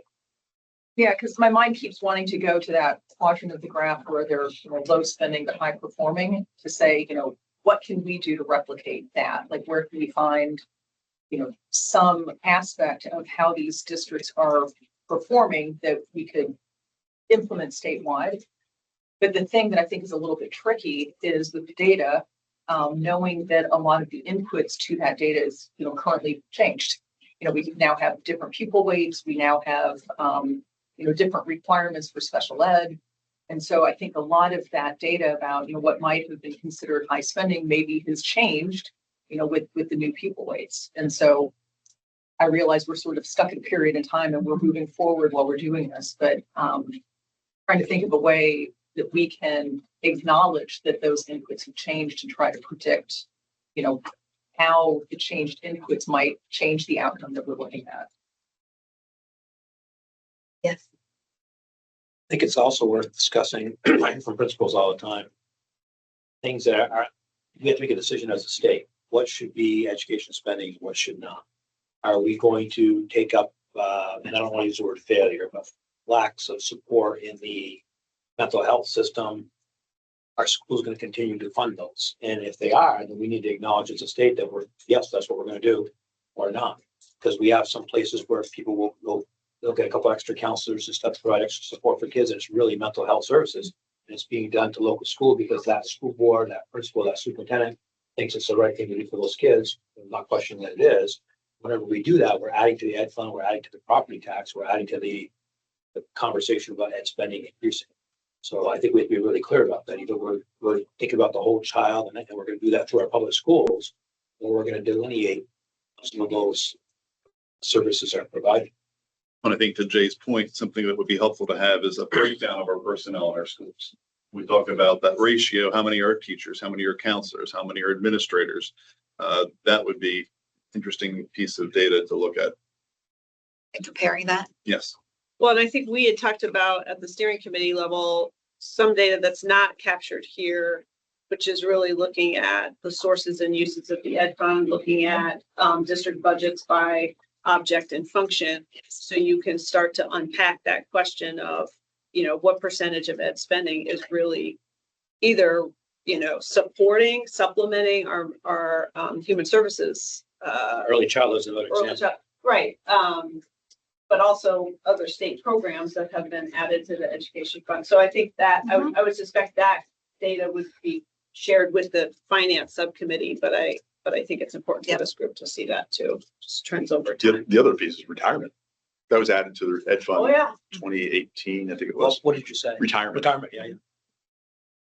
Also noticed one of the slides was making mention that construction projects or facilities improvements and capital improvements or debt service was also included in the data. And so I think that's also interesting. There are, many different districts that are in different situations in that scenario too. And those aren't direct services to students, although it's important that your buildings are, being well kept for your students to be there. But I think it's important that a lot of, there is a huge variation in districts and schools and buildings between those that have debt, those that don't have debt, those that have deteriorating buildings with no, ability to get a bond or to use capital improvement funds. And when people set aside funds from capital improvement funds, at some point, all that money comes from the ed fund. Might not be in the same year that the work's being done, but it still came from the ed fund somewhere. And lastly, my perspective, I don't know that it's appropriate for this data collection piece, but the demographics of the state have changed dramatically in 20 years. We are aging and bringing in more people who are retired, who have actually higher incomes, which is nice at some level, but they're driving housing costs and making it harder for families to locate here. And so that reduces the student population. So we're looking at costs. We're not looking at inputs. And again, I don't know that this is appropriate for this data analysis, but that's certainly a huge part of the puzzle here. I think the last census stuff out that our lowest demographic was we were the lowest in the United States for 19 to 44 year olds. Percentage wise, that's very scary. Yeah, those of you that are having babies and are starting to pay taxes, we need 19 to 44 year olds. Wait, at some point, I think it also might be helpful to bring in geography to this consideration, because some of our districts are really constrained by geography, whereas I think others clearly can benefit from economies of scale. And as much as we might want to, look at economy of scale as the direction we'd like to go, I'm not sure that's always going to be possible. Absolutely. And so as we think about kind of regional nuances, I think being really mindful of just basic geographic barriers, mountains, roads, right, in terms of navigating the community, is important to bring in. And on the census data, it'd be interesting to analyze the census data against some of the demographic data, like FRL as a good example, because interestingly, they don't always correlate, which makes you question the FRL data at times.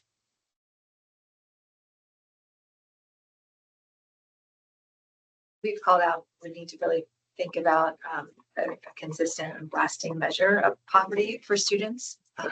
We are trying to encourage people to go out and inform so that we do have that household income information, but sometimes that's hard to find. So I'll one more kind of opportunity for folks to pose questions or identify things they can see that we would need more, because again, the purpose of this was to give some grounding kind of information, and I would just commend the agency. It's a significant amount of data that isn't really shared publicly all at once on a regular basis. And even if it's imperfect data or we have lots of thoughts and ideas about how to expand it, I think that is how we will, on the outcome side, on the financial side, on the is what we're doing working side, it'll only get better by looking at it more. So before we transition into the conversation about how we're approaching our work, is there anything else that you would want Zoe or anyone else to kind of jot down around information that we need? I got one. It scared me to bring it up, but I'd love to see like a overlay of outcomes based on data that we have versus teacher salary.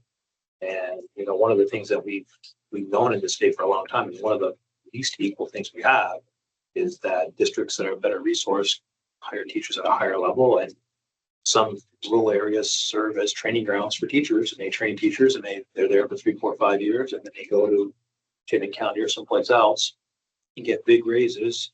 They're still the same teacher. Maybe they're better because they're more experienced. But I'd love to see that, because I think that we have a built-in inequity in our system that's very substantial right now in the teacher's salary. It'd be also interesting to get a slice of some of this data with population density as a factor, because like the SU size doesn't necessarily correlate with population density.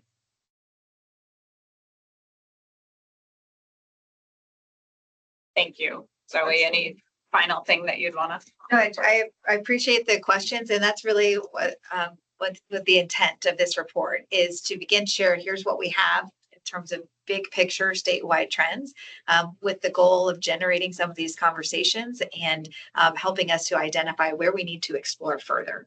So appreciate the conversation, and just to commit that this is a first in a series of reports. We'll take into account your questions, try our best to incorporate where we can within the existing report, and where we can't to acknowledge that, and that would be part of subsequent analysis. Just to echo Megan's comments, thank you so much for putting this together. I mean, this is a phenomenal volume of work that you've been able to present on short time. So thank you. Really want to commend the agency. This was really an agency-wide effort with a lot of engagement across all of our divisions, understanding the importance of bringing this information together so that we can comprehensively address this big work. I also would just add to that, I think that slideshow hit my inbox at 9 o'clock last night. And I think that's just, we should be commending the agency and their staff for, felt a little guilty about reading it then. And will we have that slide show? Yes. Something we should. Yes. Yes. So we'll share this slideshow and also a report that has some narrative sections. We'll make some refinements based on our conversation, but you can expect that this week. Thank you.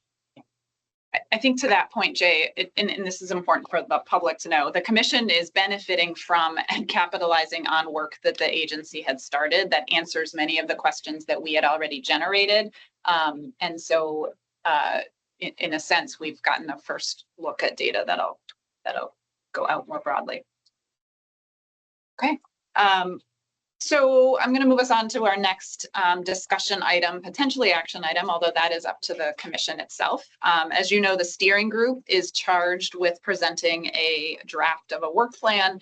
The full commission's job is to adopt that on or before September 5th. So today we can give an overview of a draft for the commission for discussion. I would encourage us to ask questions, both clarifying and kind of probing around why the steering group is recommending dividing the work in this way.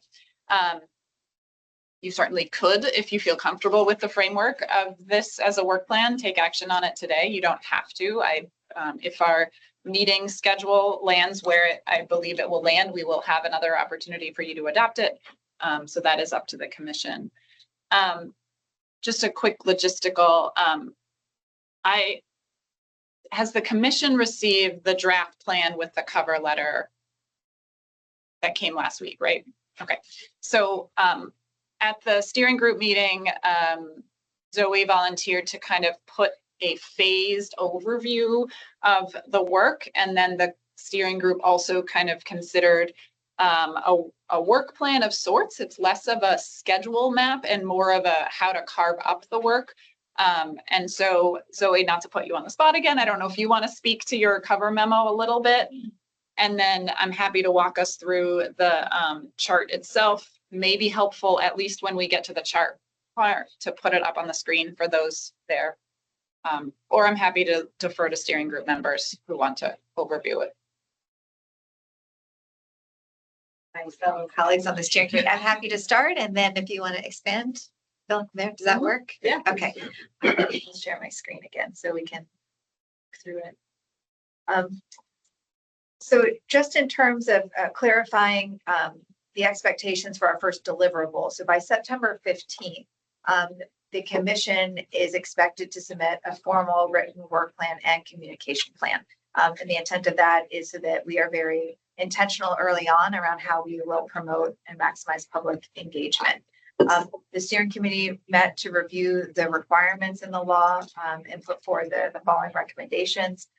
In general, we wanted to create a framework that was flexible enough to allow for the subcommittees to really kind of outline specific deliverables based on their content area, but also created a strong kind of centering around key deliverables at these phases.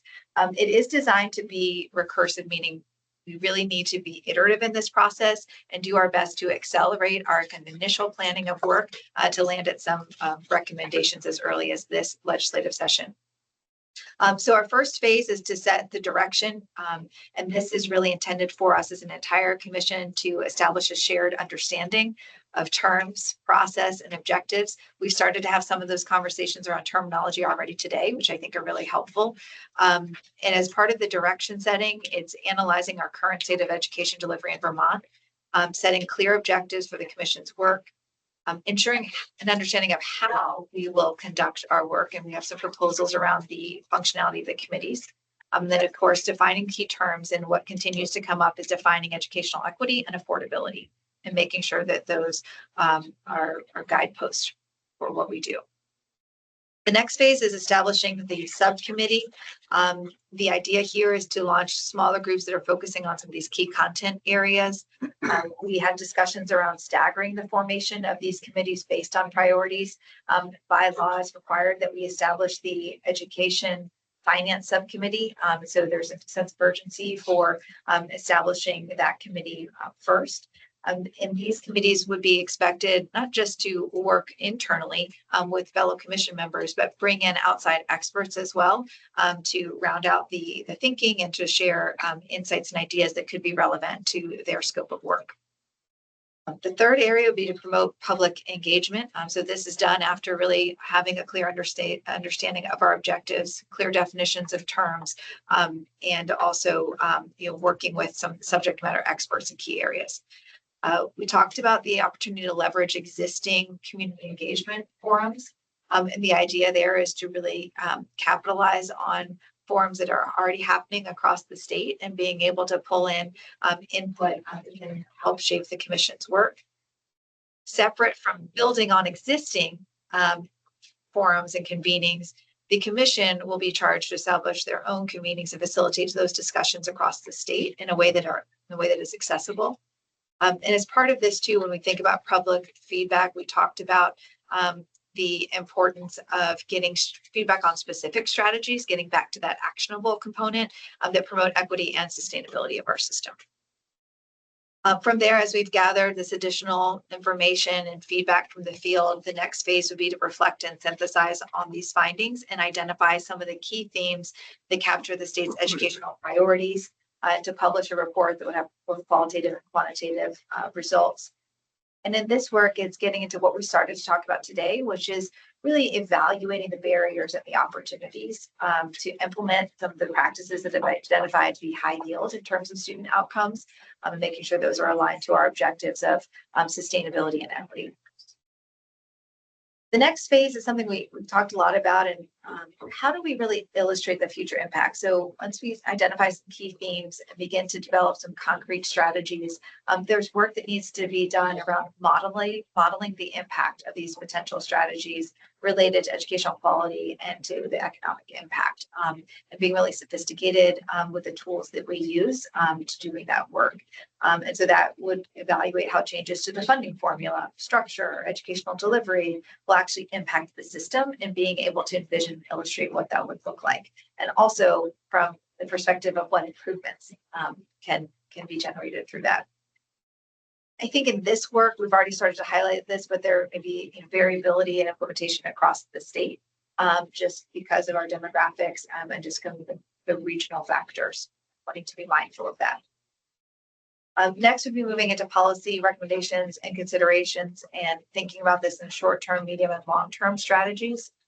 So prepare initial policy recommendations as early as January of 2024. And then provide ongoing testimony and feedback as we're going into that session and refining those strategies. I think it's going to be important for us to think about how we can accelerate our work as quickly as possible. As people have noted, there's already a school construction aid working group that's in place. There's a pre-K committee group that's in place. Many of these recommendations may have a financial impact. So I think it is really important for us to do as much as we can, as quickly as we can, to try to integrate this work and make some comprehensive set of recommendations. Just a minor edit. I think that should be 2025. January of 2025. So there are some short-term cost containment strategies that are expected for, yes, 2025. Thank you. I think I might have said initially December 2024. So, thank you. Thank you for that. We'll make the edit. Unless the agency has developed a time machine. We have not developed a time machine, so apologies for the typo. And then, of course, implement and evaluate impact. And I think getting to that conversation around fidelity, how do we really think about what's required to implement some of these new strategies effectively so that there's fidelity with implementation and they're yielding the outcomes that are expected. And moving into kind of structurally how we can organize, the steering group identified some additional committees in addition to the Education Finance Committee. We identified in this next section, which I'll allow Megan or another committee member to kind of dive deeper into, the specific committees and outlining their charge, the timeline, the content expertise that we think would be needed, and an approximation of around the approach in terms of timing. Did I miss anything around the approach before we get into the committee structure? Anything else? So under phases, and I'm looking at bottom of page 1, setting direction, I added in, I think it'd be helpful if we also establish criteria, develop efficiency, effectiveness, and positive outcomes.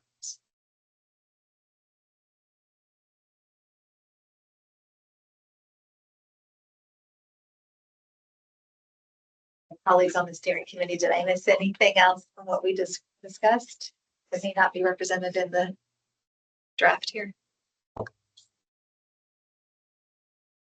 So if I can, just a comment, and you mentioned it, and there was Dan MacArthur during public comment mentioned it, that I'm a little concerned about the lack of integration with the school construction task force. That to me is really like one of the big elephants in the room and is going to be a big lever in whatever we're thinking about. So I think there needs to be a more deliberate approach to sort of integrating that work with what we're doing here.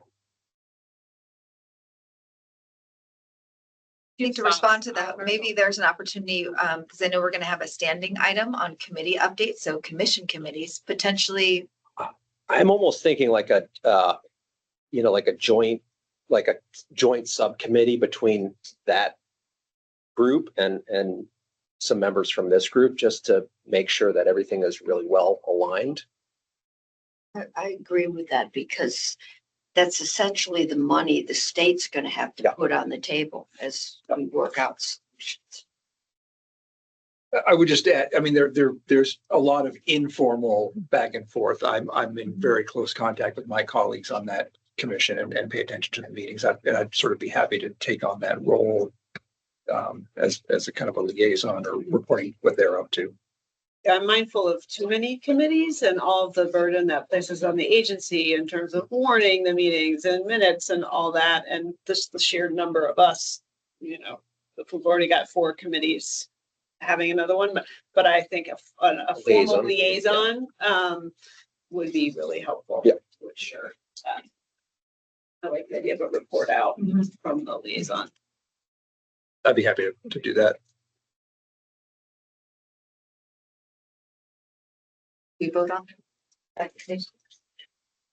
Well, potentially. How about if you want to flash the sort of how the steering group is thinking of breaking it down, because I think this is kind of related to some of this. One of the things that I would just kind of restate, one of the things the steering group talked a lot about is it's a little bit about the concept of equity work. Equity work needs its own bucket and focus, and it also needs to be the lens through which we look at everything. And I would say that is how the steering group approached the dividing of the work, particularly around communication and engagement. There's a recognition that this commission is charged in the statute, but also in how we want to operate, is charged with doing a really good job with engagement. And so it deserves its own focus. The group went back and forth, frankly, on committees in general. And that's why it is being recommended as a committee, but there's also a realization, not a recommendation, that it's also something that the finance subcommittee, that each one of these subcommittees on its own is going to have to figure out how it's engaging. Are there people they need to bring it to the table? So I would offer that as a phrase, and part of the potential charge includes identifying who those groups might be, who is missing, which particular subcommittees need that. And I think there's tension in the room about subcommittees in general, because some of this work is enormous. It is, when recommendations come out, they are going to be recommendations of the commission, not of subcommittees. And that's not unlike most boards and how they divide up their work. So I think the desire and the recommendation is to create manageable workflow. So it's divided up to be able to, for a group of people to spend dedicated time. As Zoe pointed out, 2 of these committees need to get rolling quickly. One of them is the one defined, the finance subcommittee. The other one, the steering group is recommending that be the communication and engagement committee, so that we can start leaning into that work. Governance, resources, and administration, and then delivery system are both pieces of work that deserve a little bit more information to inform them, and may frankly be buckets of work that are still done by the full commission instead of by subcommittee. I think that's what the group would like to hear the commission discuss. I'm going to pause, and maybe before we jump into a discussion, are there any clarifying questions that the commission has of the steering group? Just really, I don't understand what you meant by this, and then we can have a more substantive conversation. I would just offer a clarifying, or just so everyone's on the same page, that the steering committee has appointed the education finance committee. That committee is scheduled to meet next week, so that work is underway. So thank you. Can I guess this is a part of a larger question about the work plan. And I feel like this is a really good framework to start with, but it doesn't provide a lot of specificity. And so is there then a subsequent work plan for the finance committee that would be articulated that this committee would be approving or at least aware of? Because it seems like there's a lot left to the subcommittees to then decide what that work plan is. And I feel like that may be problematic from a public standpoint. Are we being as transparent as we need to be in terms of the scope of the work? My sense, although steering group members should answer this question, is that each committee would develop, first of all, they would refine their charge. These are recommended charges. They would refine the charge and make sure that that is comfortable with the commission. And they would design their workflow and work plan. I think part of what we're trying to build into commission meetings is the connection between their work and this work. Each of those subcommittee meetings is a fully warned public meeting. So I think the subcommittee meetings are as transparent as these meetings. So I don't think as they're having a conversation about their work plan, frankly, I think some of our audience members won't know whether they're at a subcommittee meeting or a full commission meeting. That's my understanding of the conversation. So again, the subcommittees would refine their charge and develop their work plan, all of which would then be shared back to this full group. I mean, I think the statute says we're due to publish a work plan, and the work is so new. And so it felt we were stuck between specificity and trying to nail down every single activity that we're going to engage in this early in the work, and giving an opportunity for the work to launch and evolve. And so I there is going to be a lot of transparency around this. And I think the communication and engagement committee, where I think we talked about that work would really benefit from support of a consultant, can help inform sort of how do subcommittees get the word out in terms of where they're at in their work, and how does the work plan get updated and refined as a public document so people can weigh in as it evolves, but not trying to nail down every specific activity for the next 18 months when we've just gotten underway.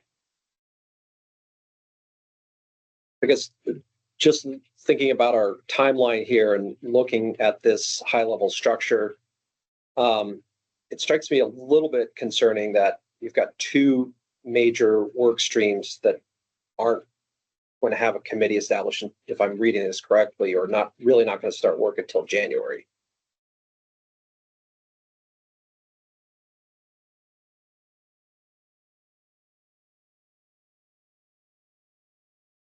I can reiterate some of the conversation the steering group had. One of them was part of that reason is because I think there was some discomfort with the idea that those big items would be committee work and not full commission work. So particularly, and we talked about this just in this meeting, the definition of what do we mean when we say equity? What do we mean when we say affordability are conversations that the full committee should have. And those parts of the conversation would start. Frankly, I have notes about the steering group starting those conversations as part of these agenda items. So that's part of, I think, the conversation the steering group had. But here it says it doesn't start till early 2025. As a subgroup, that the commission, subgroup I that think we the would take. commission is going to continue to engage in shared learning, understanding, so that these are pretty high stakes topic, not that Ed Finance isn't, but Ed Finance has a very specific deadline that we have to. Right, but there's only a subset of the commission that's focused on those things. So just, it feels like you've got a body of people here who just are going to be, quite, to be blunt about it, are going to be underutilized. It's part of my concern was that finance got stuck in. It wasn't part of the original concept of this commission. And we're charged with coming up with solutions. I know there's at least one organization collecting legislative pledges for one solution. There will be activity in the legislature, but that's got to be coordinated with delivery systems and sizing and everything else that other committees are going to be looking at. And it's going to take a lot of work, I think, to keep, because the public pressure and the political pressure to do something about 18% increases is huge. To have us not mess up what in another year could be much better work by the commission. And that's going to be a real challenge.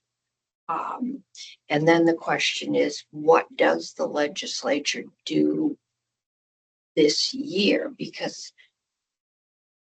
we're going to, making sure we're all kind of going in the same direction is going to be challenging. I think that's a really good point. In an ideal world, your educational quality and your cost containment are equal to each other. One of my concerns, having lived through being a superintendent during the 2008 recession and also having two budgets that failed, one that finally passed the last session, is if we're so focused on a report in January that emphasizes cost containment, but we forget about the educational quality piece, what sometimes happens is you're so focused on the reductions and the easy, quick reductions that you forget that our primary mission is to make sure we are providing our students in the state with a quality education. So I think we do have to also focus on that educational delivery as part of recommendations. And that's something that I would look for when we're starting to talk about those difficult financial pieces. I would say, I wonder, so this is a question to the steering group. That is so the conversation is acknowledging that this work has to start to that point, that we can't, that's the whole point of the commission, is that you can't divorce the funding from the programmatic and delivery. And there is a competing desire and recognition, not just desire, that that's a really complicated issue. There's a lot of information to bring to it, and there's tension between those two things. And so the way the steering group was attempting to reconcile that is to say that is what they meant by ongoing for those two items. Frankly, I'm not sure that they totally agreed that that is solely subgroup work. So my question for the steering group is there a way to write this differently so that it more clearly represents? Because I think what you're saying is what the steering group was recognizing, and somehow it needs to reduce it to a conceptual framework to get us through this September 15th thing.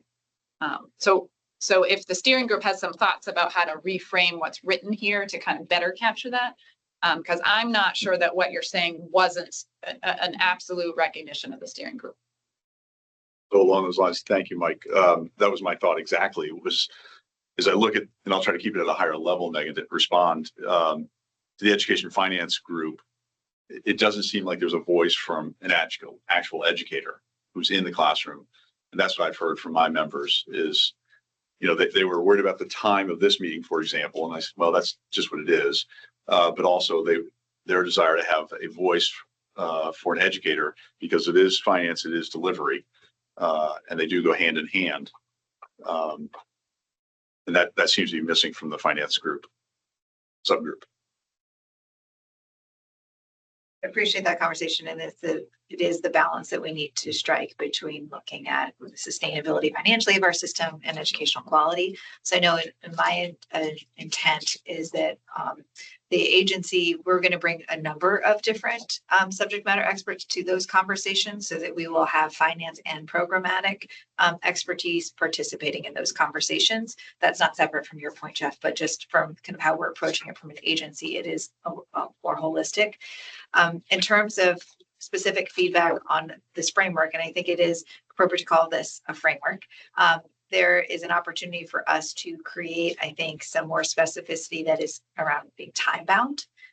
Because in order for us to have, we need to be thoughtful about when do we want to have public engagement. There's a couple of things that are building blocks in order to get there and to do that work successfully. So I think it behoove the steering group to think about, for these broader phases, how might we establish some timeframes for that work to be completed.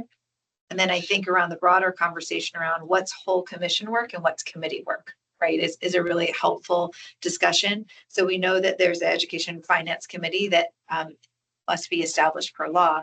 Another opportunity is to take these three other focus areas and have those be the central discussion for the next commission meeting until such time that we feel comfortable there's a really solid framing around that to then spin it off into a committee. I think that makes sense. Yeah, absolutely. Yeah, I totally agree with that. I have somewhat a related question. Was there any consideration of the steering committee to establish guiding principles? I mean, you sort of infer some of that in the framework, but I do think there's an important, especially if you're going to have multiple subcommittees, that there are principles that guide, or norms, just call it a different way. But I think those are important things to establish so that there is consistency across those subcommittees. Talked about it as threading, right? How do we thread? Yeah. And I think go ahead. Nope. I just want to clarify the communication and engagement. I mean, part of, I think, our thinking was that group should also come together quickly, because we also have a deadline in statute. And so I'm just wondering if your recommendation, Zoe, puts that formation of that group aside, or if we are going to pursue setting up structures at least for communication and engagement in order to meet the requirement to have a outreach plan. Yeah, it's a little bit of merging agenda items because it's hard to separate out agenda items. I think the recommendation is that committee does kick off when we talk about our meeting date as a full commission, we also have a recommendation for a subcommittee meeting date. The cadence of it won't make sense until we have a month where we have everything in place because of that September 15th deadline. But I think there is the assumption that the communication subcommittee would be convened and meet. So it's right in the work plan. Yeah, exactly.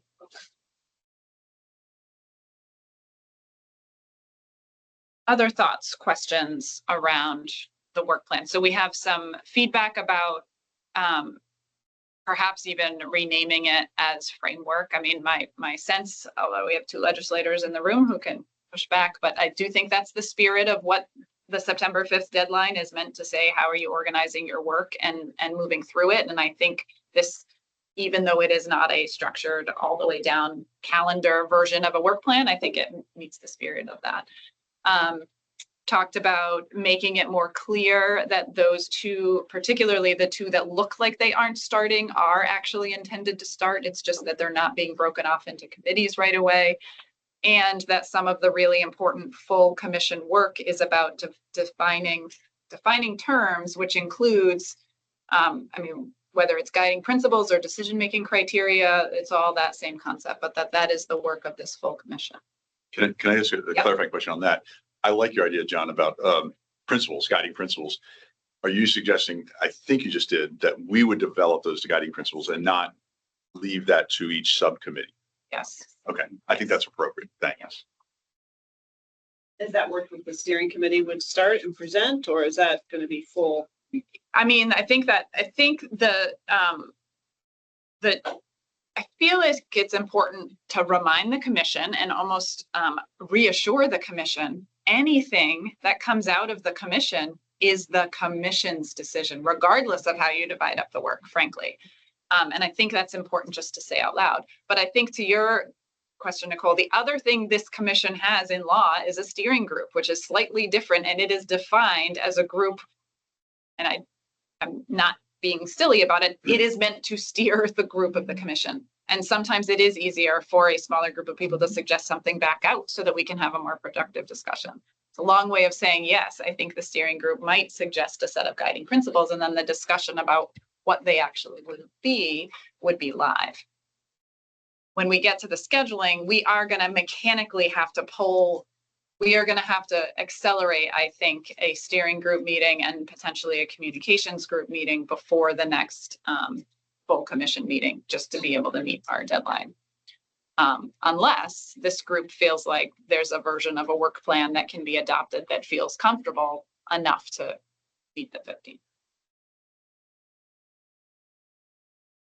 Said too much there in one line. Is there any other discussion or input or feedback specific to the work plan framework? I would just encourage, I understand there needs to be enough flexibility in the work plan. I mean, if you establish something that's all, all the dates and everything and the deliverables by a certain time, it's not going to happen. We know that. But I do think some increased level of specificity, I think, would be helpful, with that understanding that it's bound to be, revised from time to time. And it may be even within a window of time, like here's a level of specificity through the first 6 months, right? With an understanding that it's going to be a little bit more ambiguous after that 6 months, and then we would reestablish the timeline from there on. So, I think typical work plans have more specific goals and objectives, who's responsible, interim dates and things like that. So I understand the need to be open and malleable, but I do think a little bit more meat on the bones, I think, would be helpful.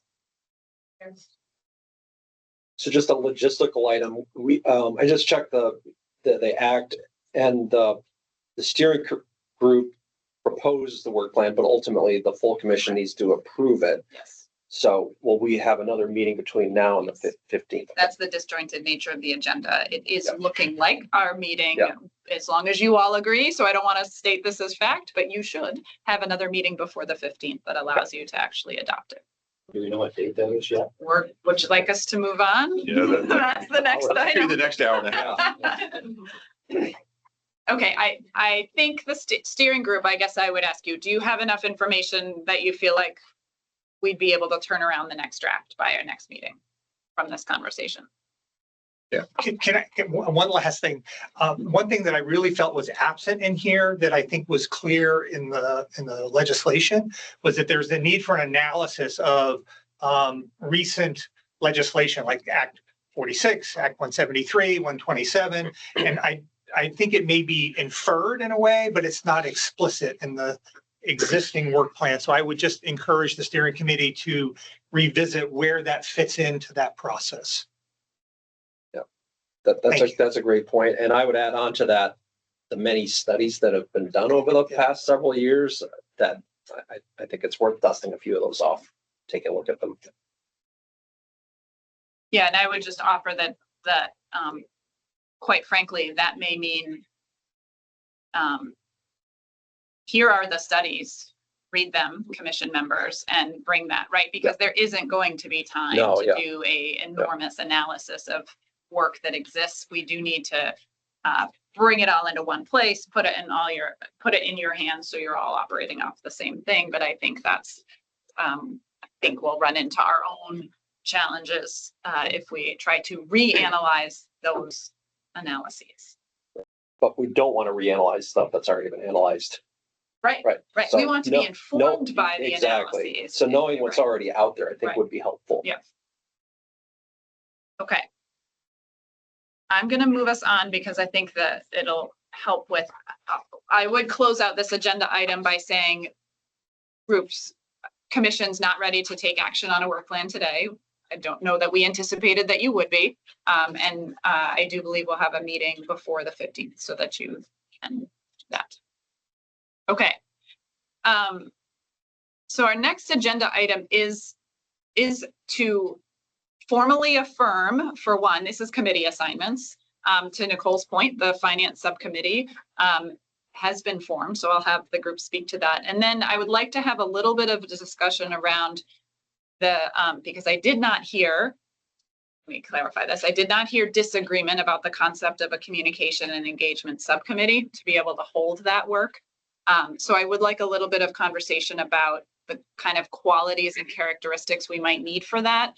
Probably offline, I will ask interested subcommittee members to email me their interest so that we can pull that group together.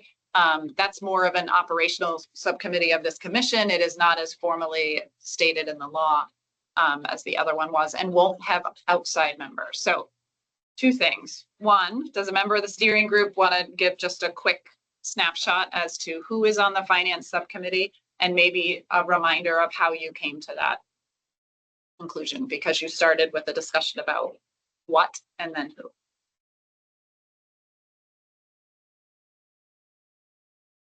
Sure. I have to pop open the list again here if I can. So it is all commission members, save for the legislator from the House, which is going to be the chair of the Ways and Means Committee, Emily Kornheiser.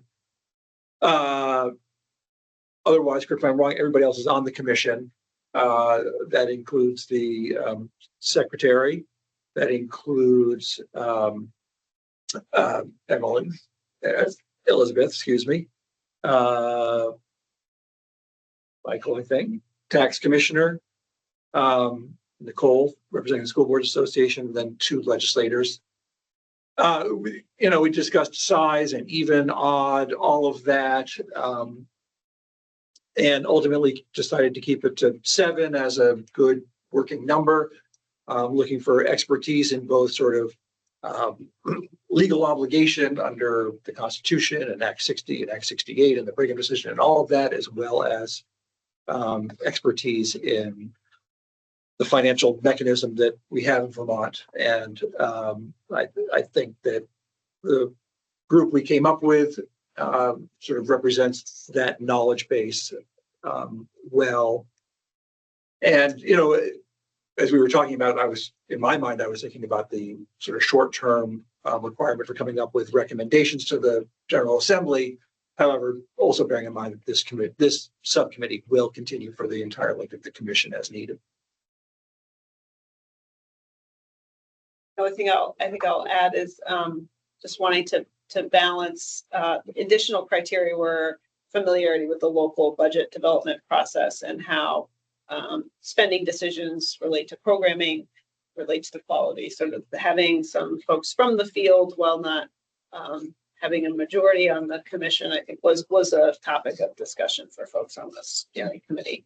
Also wanting to ensure that this was not a group that got set up, I think that to the point around having a majority of the membership be commission members, not having this sort of other group that was not closely connected to this work, sort of doing something maybe disconnected from the work of the rest of the commission.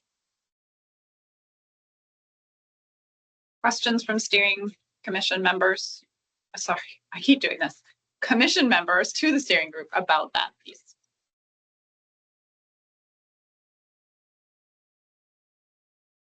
So that, as someone pointed out, that group it does have its first meeting scheduled, like any other subcommittee. And I should just acknowledge, and I hope it's indicative of the amount of transparency the commission is attempting to have. We are,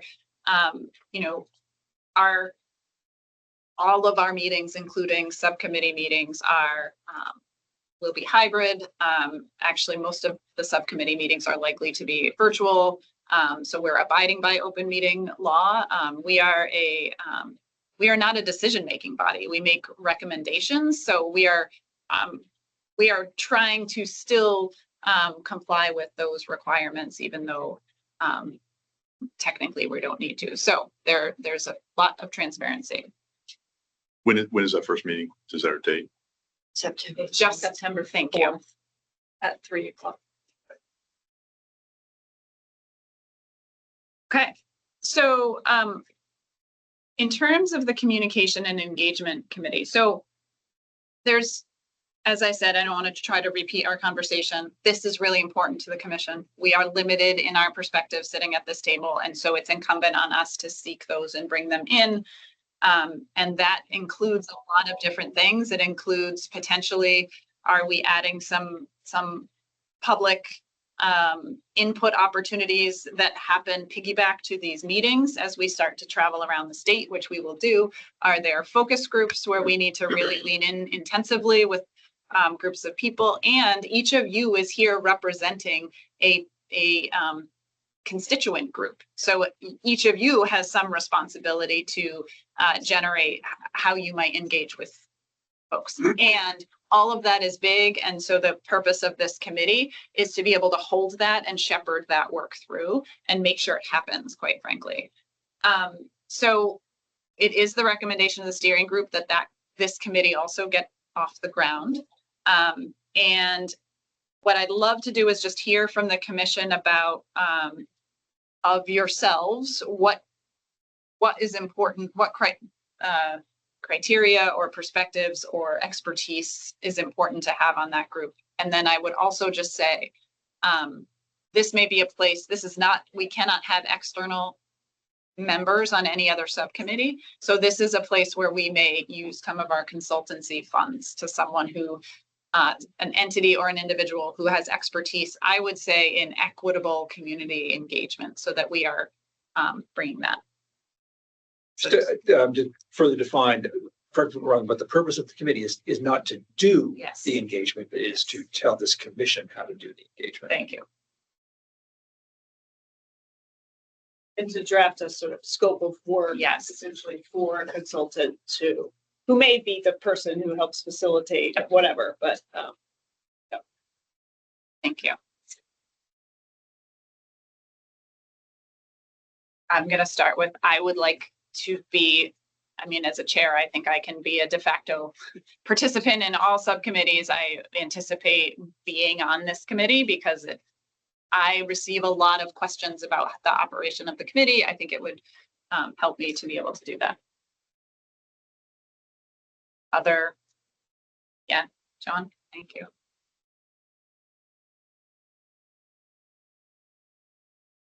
Jeff, Sure. I've gotten Yeah. lots of, I've gotten some input from teachers and Yeah, I think it would be great. I chimed in earlier, just thinking, all right, should I not? But yes. I have a question, and that is, Yes. it is a logistical one. Again, this seems to be the committee where we really do need to spend money on a consultant. And do we have a full process for how that happens? Yeah, I mean, Zoe and I have only talked a little bit and really just enough to acknowledge that I believe any funding we have needs to go through the procurement process. I think, Zoe, you had said you had a month that you suggested that would be, if we want, I'm just going to let you speak. How long does it take for us to go through that process? Too long. Probably takes longer than we would want.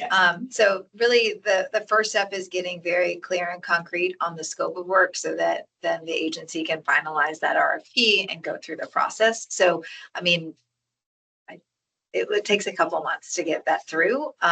So that's why I was suggesting we really figure out soon what that scope of work will look like, and then also think intentionally around how we leverage some of the work that the agency's doing on the listen on an October and November timeframe with the consultant to kind of do some preliminary input that could be helpful, and then scope that work for what the commission can cover for beyond that period. Just practically and pragmatically speaking, so that there's some continuity in terms of engagement that could be helpful. I also, a clarifying question, and I'm also trying to be sensitive and not naming names, but the agency has had in the past and the recent past open contracts with individual organizations who do work on equitable community engagement.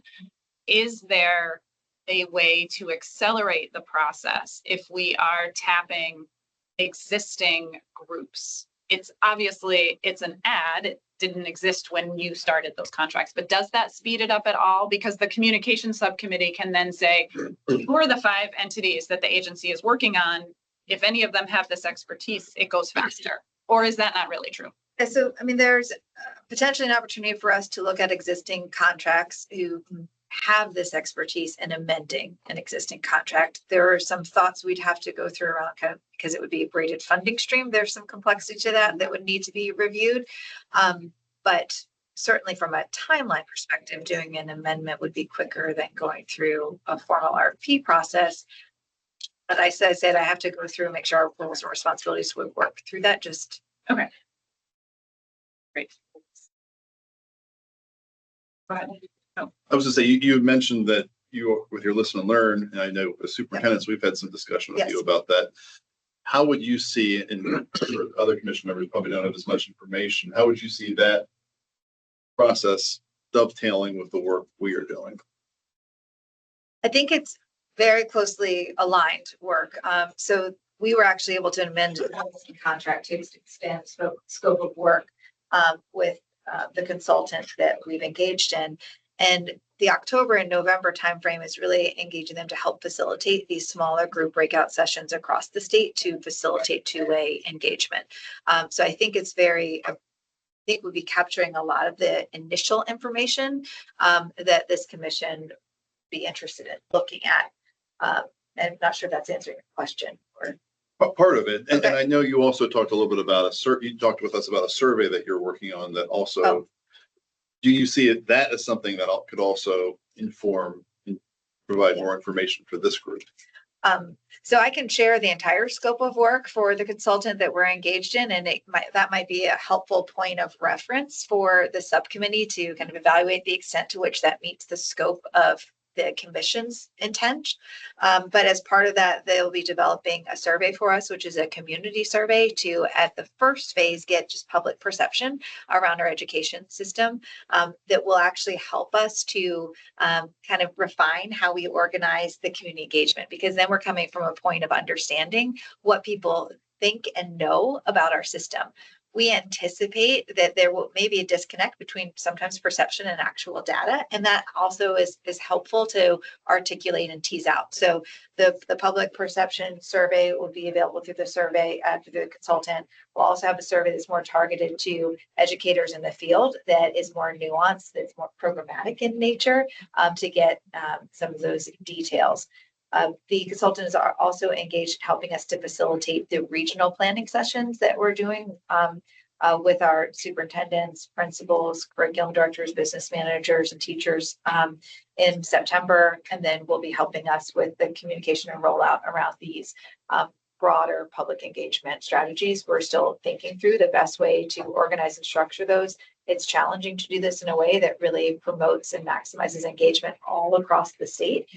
So I think one principle also that I didn't mention earlier is it cannot be a one and done.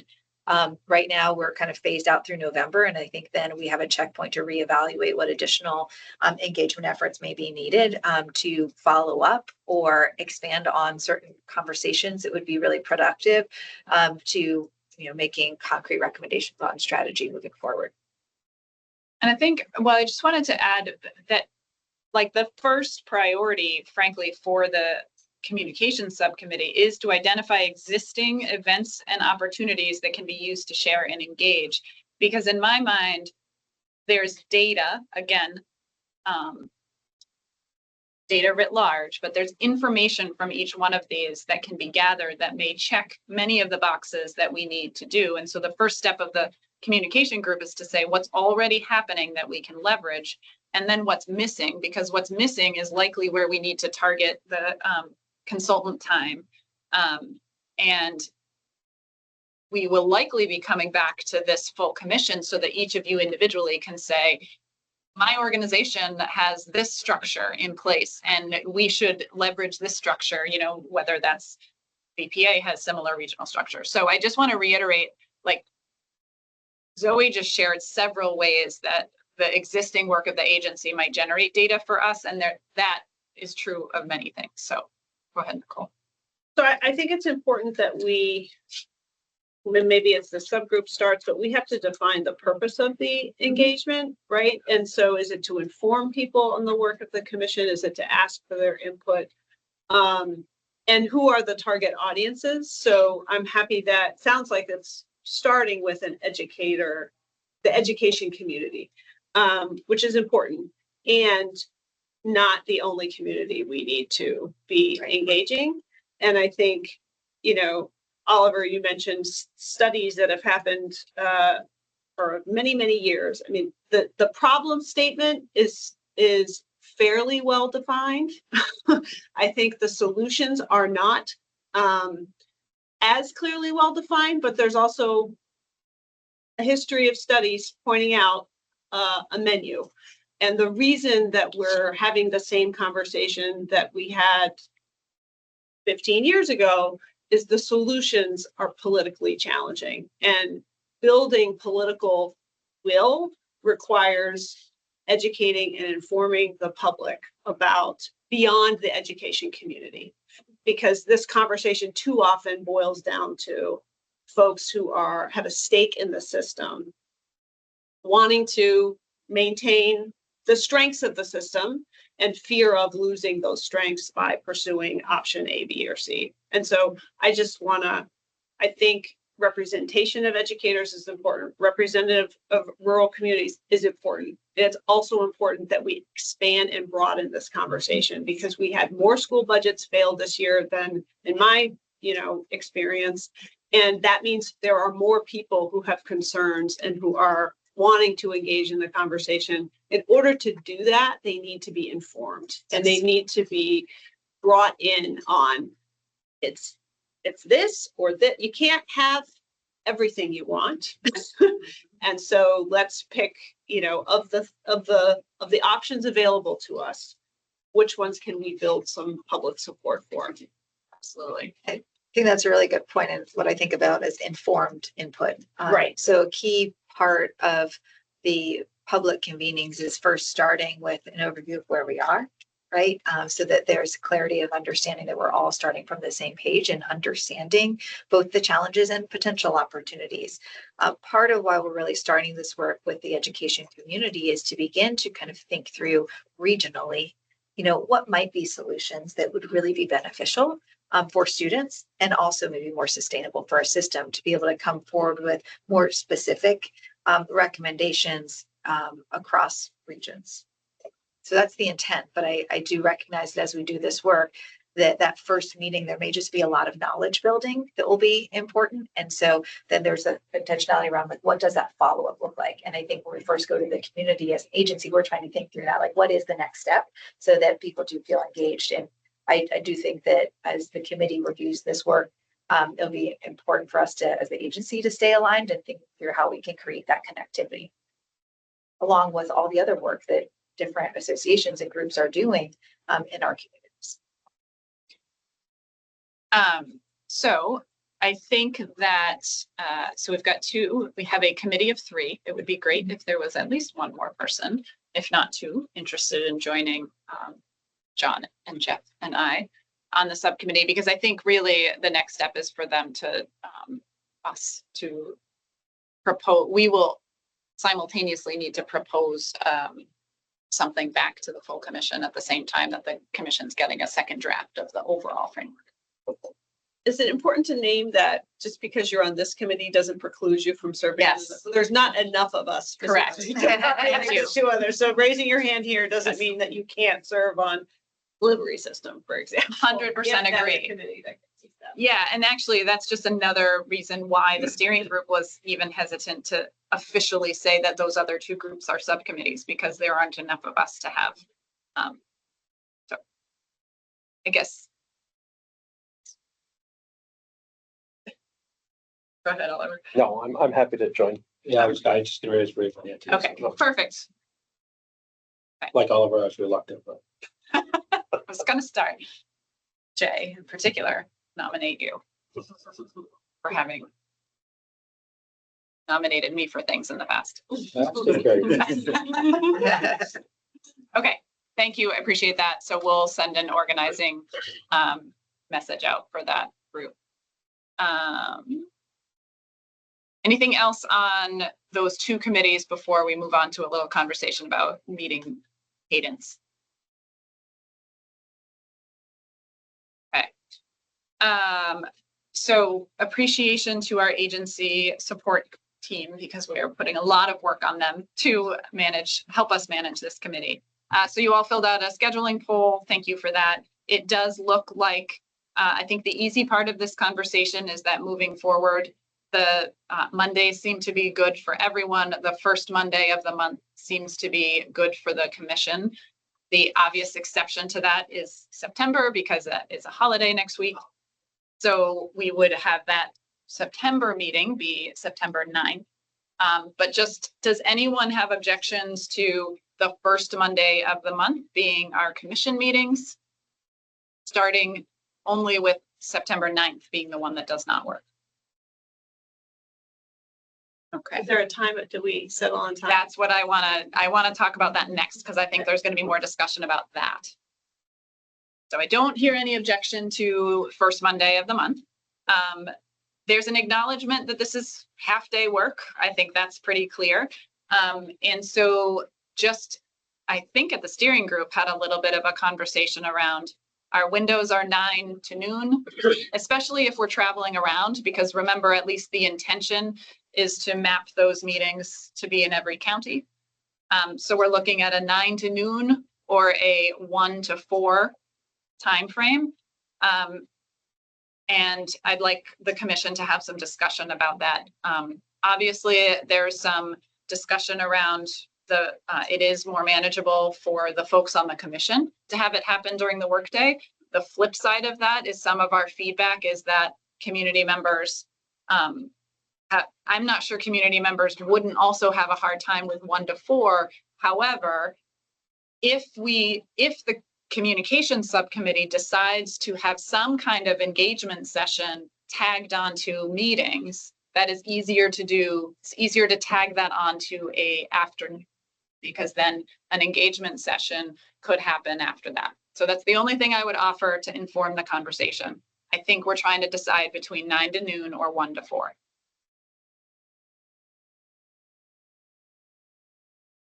Are you looking for input? Input, discussion, yes. I don't have a strong preference.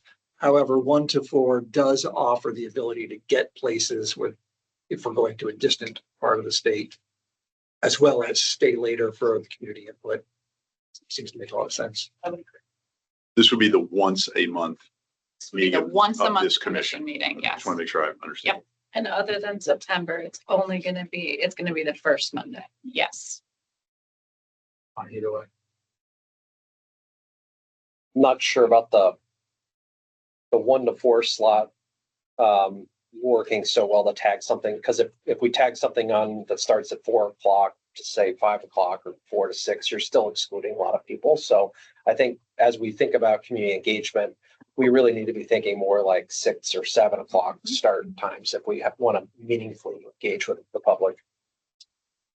Yeah, to that point, 1 to 4 is loose. I think what I mean to say is a morning meeting or an afternoon meeting. We could stagger the afternoon meeting to start at 2, gives commission members more time to get there, less of a gap between a potential evening session. And obviously I'm getting ahead of what the Evening sessions are going to be hybrid. I mean, everything will be, yes. hybrid, so Yes. people can join from wherever they are and Yes. stay, but if we're in Bennington, people could come in person if they want. Right. I think that was the intention of the rotating. All of it should be in person. All my, and I believe the steering group, I don't believe I heard any disagreement. My recommendation is that commission meetings have that's the meeting that should rotate and be held in every county. We do understand that some commission members aren't going to be able to get there. It will always be hybrid. But until we run into weather issues, I think the intention is for these commission meetings to rotate around. And exactly where is going to depend a little bit on available locations. The state board is familiar with this. As they travel around the state, we do need to make sure that these are all locations that can accommodate people in the room, but can also accommodate that. So I can't tell you exactly where September's will be. We'll have to connect about that. Okay, I believe that we've landed on September 9th will be the next full commission meeting. It will be in the afternoon. We will try to turn around a location very quickly and an exact time. But related to this, I want to propose for a discussion that sometimes it can be helpful for the public, for the subcommittees also to have a predictable meeting time. A subcommittee may decide to meet more frequently than once a month. It may decide to not meet on any given month. But I wonder about if the full commission meets on the first Monday, if we can hold the third Monday of the month for subcommittee meetings. At minimum, that might be the steering group, which has acknowledged that it needs to keep going at least as an agenda planning structure. Those meetings are much shorter potentially. The steering group in particular could meet for an hour. The communications subcommittee could, Mondays seem to work for most commission members is the other logistical reason why I think it's easiest to say that. It doesn't mean we couldn't have a one-off meeting. The finance committee has a meeting on a Wednesday, so it doesn't preclude us, but it may be helpful for folks at the agency in terms of meeting notice. The steering group, I think offline after today's meeting is going to have to schedule something before September 9th. So this is irrelevant, I think, for that and the communications committee actually. So it's irrelevant for the month of September, but I think my proposal is that starting in October, the third Monday of the month be held loosely for committee meetings. We'd welcome thoughts on that. I have a couple of conflicts, but it's a steering committee. It's not as big a deal. Okay, and those groups also, meetings are shorter and are likely virtual. Still be open and public and warned, but more likely to be virtual, which could be easier to get to. And I would suggest some of these, we'd be more flexible with the timing and move them around, because otherwise we're going to continue to find that members of the public, it doesn't work for them. So like the communications committee, we might want to start meeting after hours and rotate some different time slots around so that we. Yep.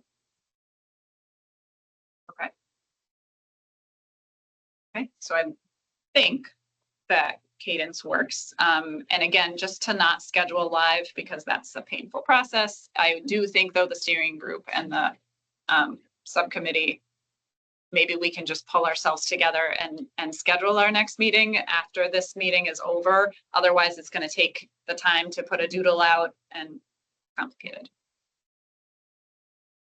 Okay. I believe we're actually 5 minutes ahead of time. Oh, no, I have a note. Peter, just email protocol and public comment protocol. We did talk this earlier today about adding it to this part of the agenda. I'll just kind of share what I've done in the interim and what I think makes sense moving forward. So when we kicked off in July, we didn't have a lot of infrastructure behind the commission. There was not a standalone public comment email, nor did I have an agency partner email. And so I received messages, and because we didn't have a structure beyond it, the commission has received public comment that I have received that's labeled as public comment.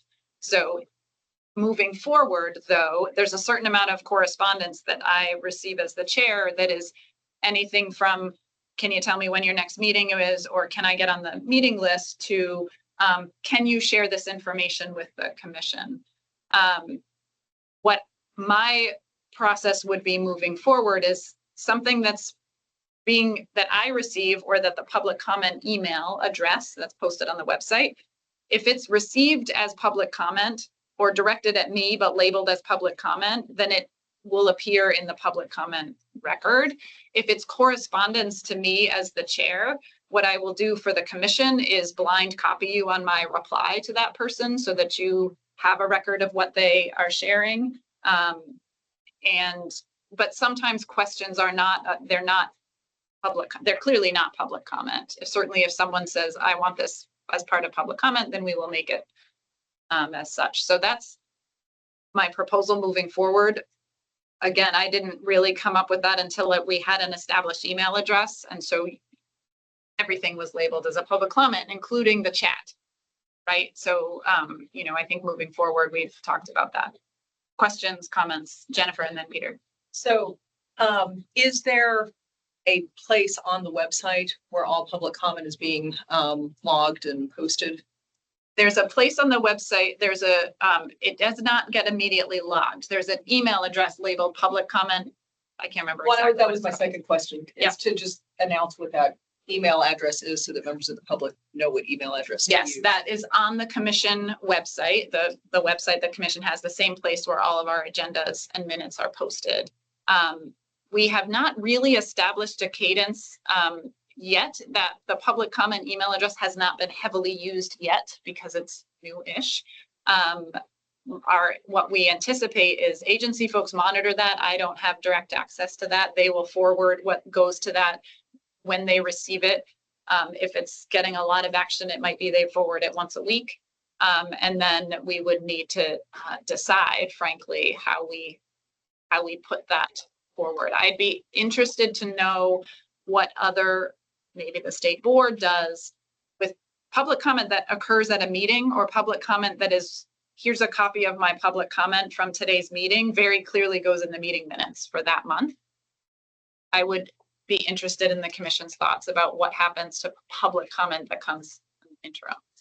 Well, at least with the state board with rulemaking, all of those public comments appear like under the rule. And so there's, and Maureen and Suzanne have done a wonderful job of sort of keeping track of all of that. But it's all hyperlinked. So you can go in and see, public comment of the person's name or whatever, and it's all right there. So it makes it easy then if someone is looking for that information, that it's all in one location.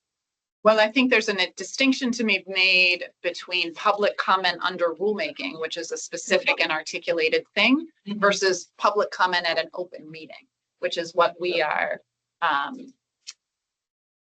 talking about. I'm actually wondering as I talk whether or not this is a question the communications subcommittee could also dig into a little bit, because for a couple of reasons. One, there's a logistical, how do you manage it? How do you forward it? How do you not make sure we're not talking about it amongst ourselves on email? And then I do think there may be, I think there's differences between public comment under rulemaking. We will have a public comment that looks a lot like that when we come out with our formal recommendations. That's written into the law next year. But even that, I feel like is different from input that we get along the way. Yep.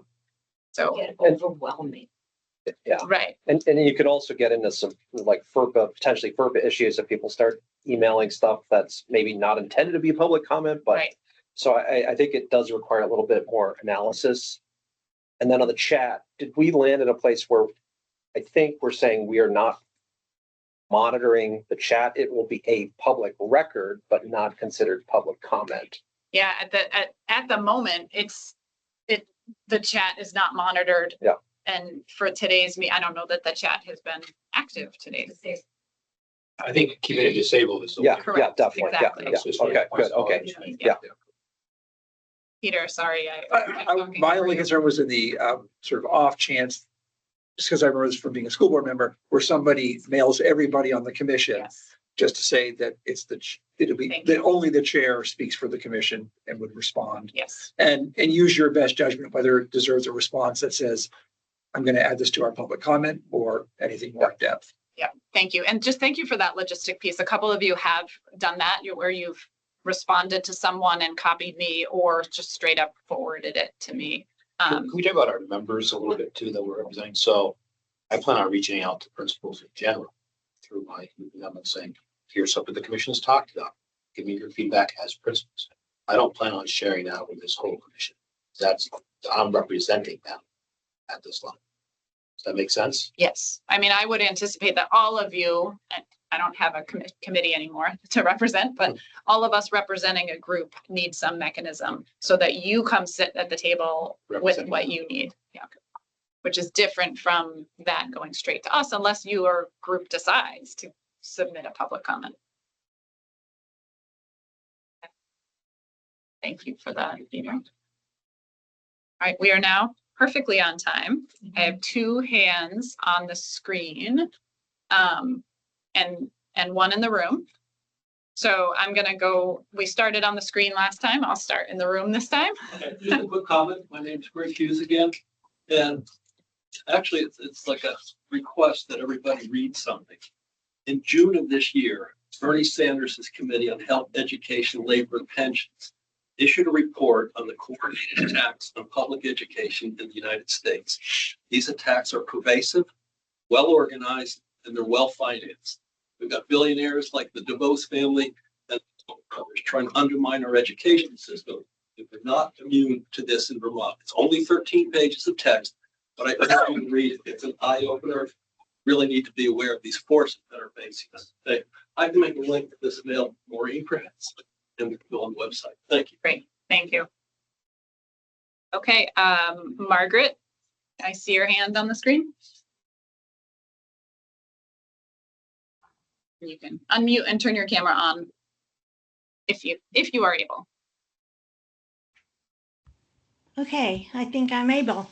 Knowing what data analysis and reports exist and gathering them up and circulating them is one task you acknowledged needing to be done. What will the commission do if they find information gaps? For example, there's been no comprehensive analysis of Act 46 completed on a state level. In fact, even the legislative reports required in the law have not been delivered. Will the commission, that's a pretty big information gap. Will the commission require the gap to be filled before making decisions?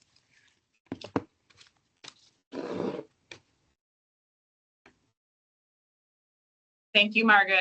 Can you just share your first and last name? Oh, I see it now. Sorry, I couldn't see it on my smaller screen. Margaret McLean. Thank you. So then I don't think there's anyone else in the room want to go. I don't think so. So the next person is E. Burrows. Sorry, I don't know what the E stands for. Hi, I'm Elizabeth Burrows. For full disclosure, I am a representative of Windsor, the Windsor 1 district, and also a school board and supervisory union board member. And I just have a couple of things to say and also questions to ask. My first thing is, when you're making a presentation, it would be really helpful if people who are asking questions or speaking could identify themselves to the rest of the people who are not in the room. Because it's hard to know who's talking. Secondly, I hope that you plan to have a projection of 20 years out and not just 5 years out when you are talking about the full future of education in the state of Vermont. And third, I'd like to go back to Interim Secretary Saunders' data presentation for a minute. I have a few questions. How are you going to analyze data regarding student performance and spending without including independent school performance data, which is also where our tax dollars go? Does spending data include money spent on tuitions? If not, can we get this data disaggregated from that spending? The role of independent schools. Also, I would like to ask that the role of independent schools in the equalized pupil spending, and that you be consistent, as I think it was Rep. Conlon who said, in which definition you use, whether it's the ADA or equalized pupil.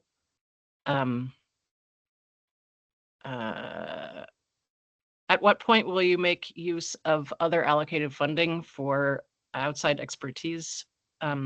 What happened to looking at models from across the country, and why isn't that part of the consultancy? And finally, I would like to suggest that you invite Mark Perot to participate in the finance subcommittee for a historical perspective. Thank you. Thank you, Elizabeth.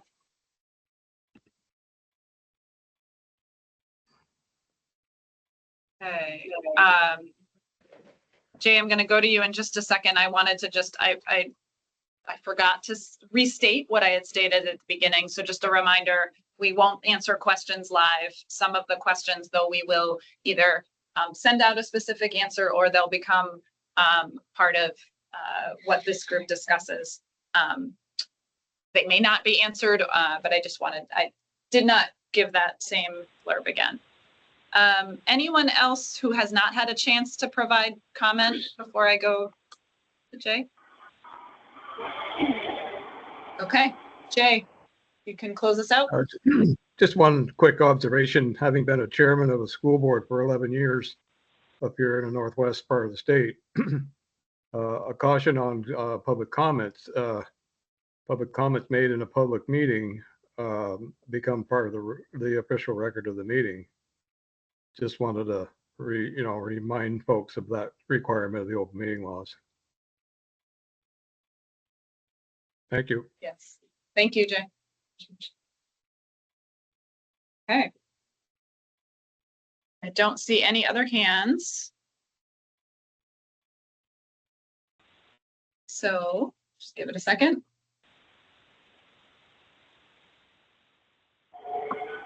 Megan, this is Mary Gannon. Can you hear me? I'm on my phone. Oh, thank you. I can hear you. Okay, my apologies for cutting in and out. I'm driving, of course, in rural New Hampshire and Vermont, where the cell isn't great. And I came onto the call late. So apologies if this was already raised, but I may just continue to be the squeaky wheel on some of the concerns I've expressed in past meetings. And I know that there's been some conversation about, making sure there's diverse representation on the commission, which we all know is, stated in the very beginning of the language of the statute. So I want us to keep talking about that, and I'm not sure what folks' thoughts are about how that can be remedied, given that what we know is there is not diverse representation of a range of groups on the commission. And I think also what I would encourage folks to do is to ask yourselves why that was not a consideration. Like, why was that ball dropped? And someone mentioned it earlier that I appreciate. I don't know if it was Nicole. I don't know if Chelsea's there. I thought I heard Chelsea's voice. But there was a comment made about checking one's bias as you begin to think about the scope of work and the actions that will take place, and et cetera. And so I think that would just be something that we all need to keep doing and encouraging each other to do that, is the ways that our unconscious and implicit bias is very much part of how we know policy and decisions have been made about public education that have not moved the needle. And so if also, as I would encourage you as colleagues, to also think about how you can support each other in that, that you can call each other in around how issues of bias or lack of a lens of understanding why the diversity of multiple voices is so critical to this. And the last thing I'll say about that is my worry is that you will, my worry is that people who are integral to this conversation, who represent some of those voices, will not trust the process and will not believe that the outcomes that are being crafted or will actually include the communities who we know are most impacted. And that's across the board. This is not just around race and culture and ethnicity, but it's certainly for kids with disabilities, kids from rural communities, kids who are on free and reduced meals, et cetera. So I will keep being the squeaky wheel on that, but I would encourage you to think about how that could be, what you could do about that at this point, and why that happens, why that even happens at all as you build out the membership of this commission. Okay, thanks a lot. Thank you, Mary. Okay. I believe no one else is on the phone, so I think I would see hands. Okay, with that, I think that we are adjourned, and if I could snag maybe first the steering group and then the communication group to try to put a meeting before September 9th. Thank you, everyone. Thank you. Thank you. Okay, thanks.